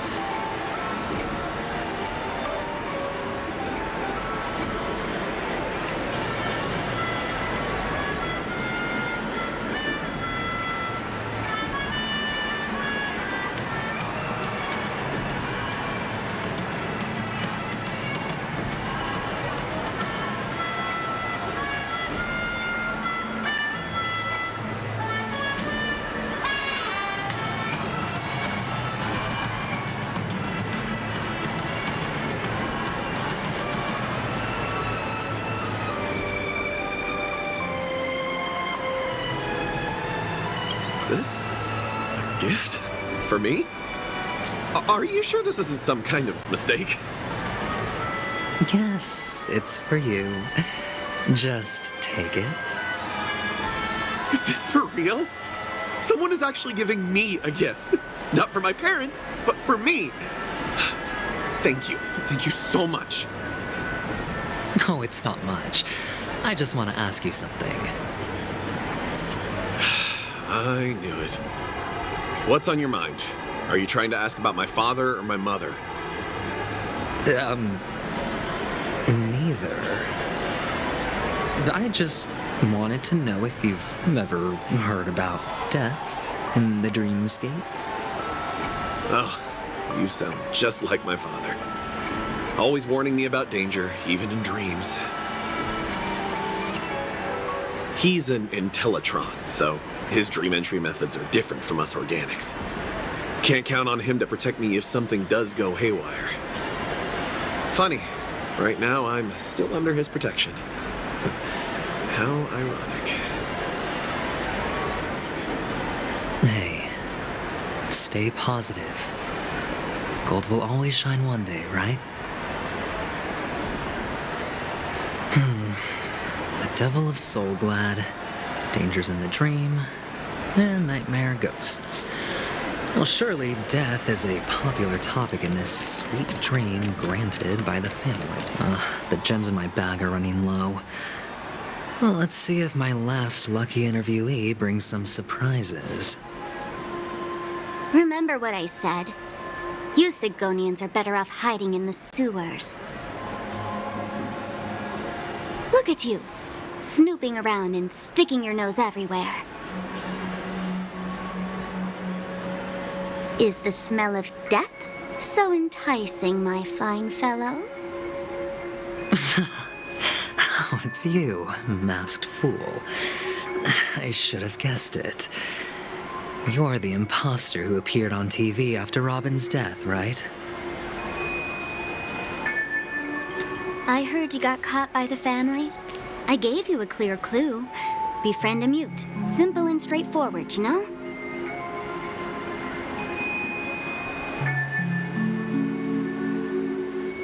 And what did you do? You messed it up and ended up as their prisoner. I told you to make friends with a mute, not become one yourself. You really let me down.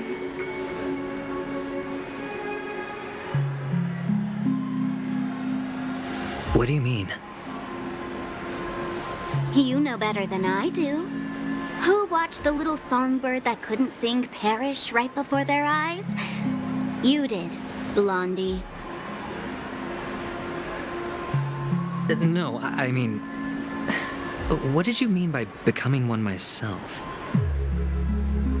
Well, it means you'll soon end up like her, unable to speak ever again.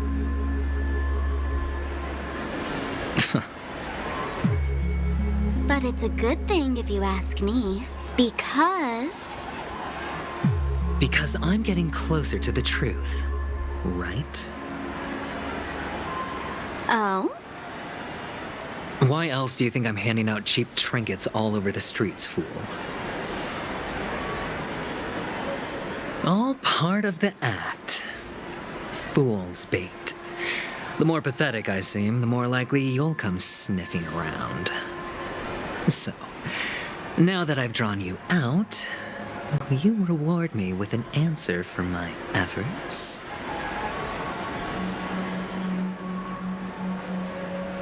Why should I help you? Don't you want to see Penacony descend into... chaos? Well, I can make that happen. I just need an answer to one question. Back then, when you asked me to find a mute, did you really mean Robin?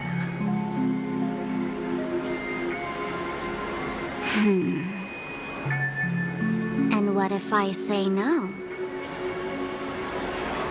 Then I'll thank you. Oh, the word no has never sounded so pleasing.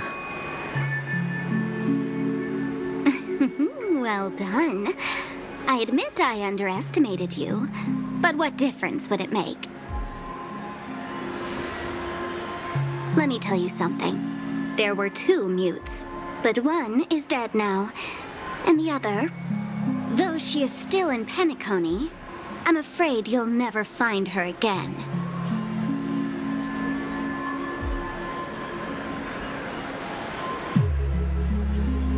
completely sure that I was on the right track from the beginning and never strayed, fool. Right now, there are only two things missing from my grasp: the meaning behind the truth and the means to expose it. How impressive. That's quite a fancy way of saying I haven't learned anything so far. Not exactly. I've gathered enough clues to prove its existence, and that's enough for me. As for the answers to my questions, I'll find them within 16 system hours. Oh, really? Only 16 system hours? Well, let me lend you a hand. Here you go.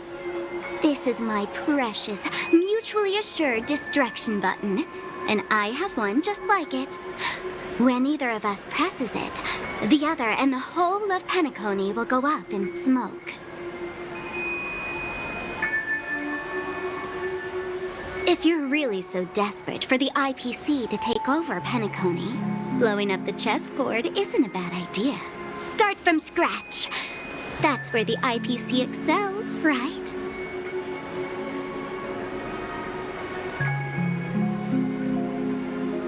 Just press the button when you're at your wit's end.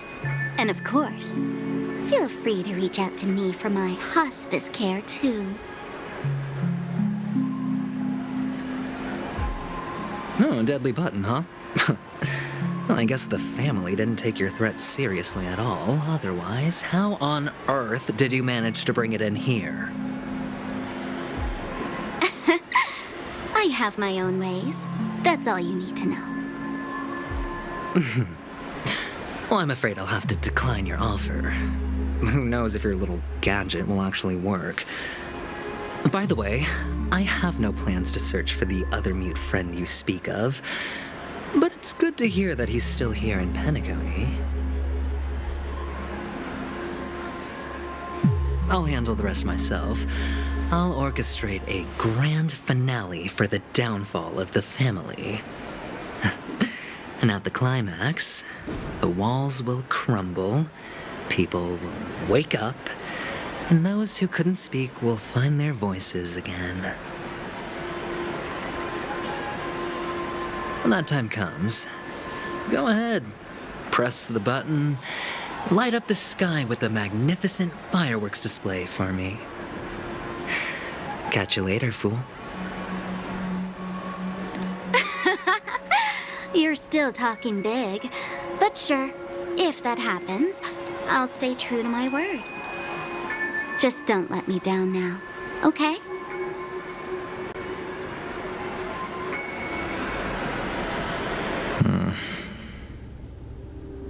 So, number 35, you're back. Like your new lucky charm? Can a commodity code really be considered a lucky charm? Silence! I didn't give you permission to speak, you Sigonian hound.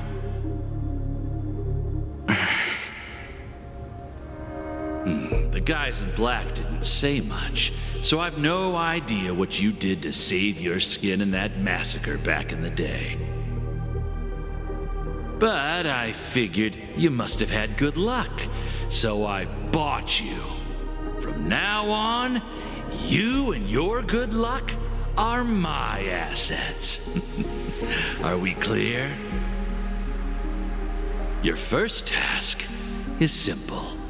In addition to you, I've purchased 34 other slaves. Go! Play a game with them. If you come out alive after 2 days, it proves that you're the real deal. You're insane. Testing out if you're a good product. Aren't you worried that the money you spent on me will go to waste? I've got stacks on stacks, Blondie. The slave market is never short of self-righteous brats like you. But you look good, and that's why many customers are betting their fortunes on a scrawny brat like you. So go along now, and don't let your master down.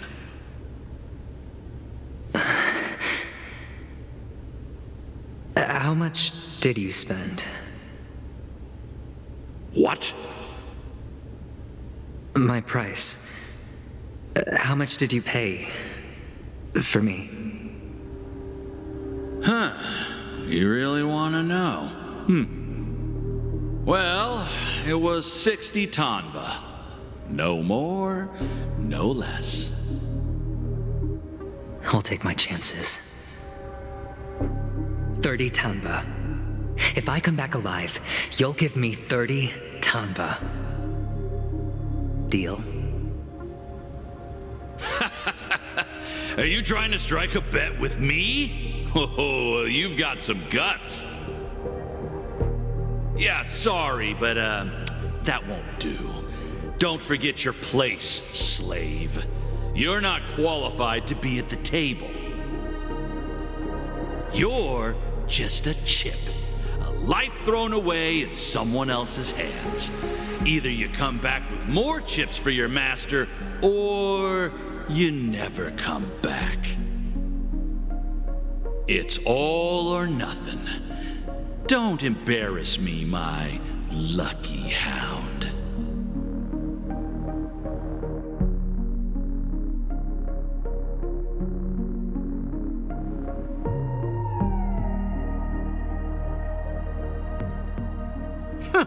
What brings you here, Gallagher? Some friends from the old days. Do you have a moment to spare, Siobhan? Oh, I have the whole day to spare. Ladies and gentlemen, welcome to Dream Jolt Hostelry. This bar offers a wide variety of drinks, but we draw the line at Soul Glad. Why settle for ordinary when you can experience extraordinary? We're dedicated to serving up nothing but pure joy and laughter. What would you like to drink? I'll whip it up for you. Oh, look! A lady as cool as Serval!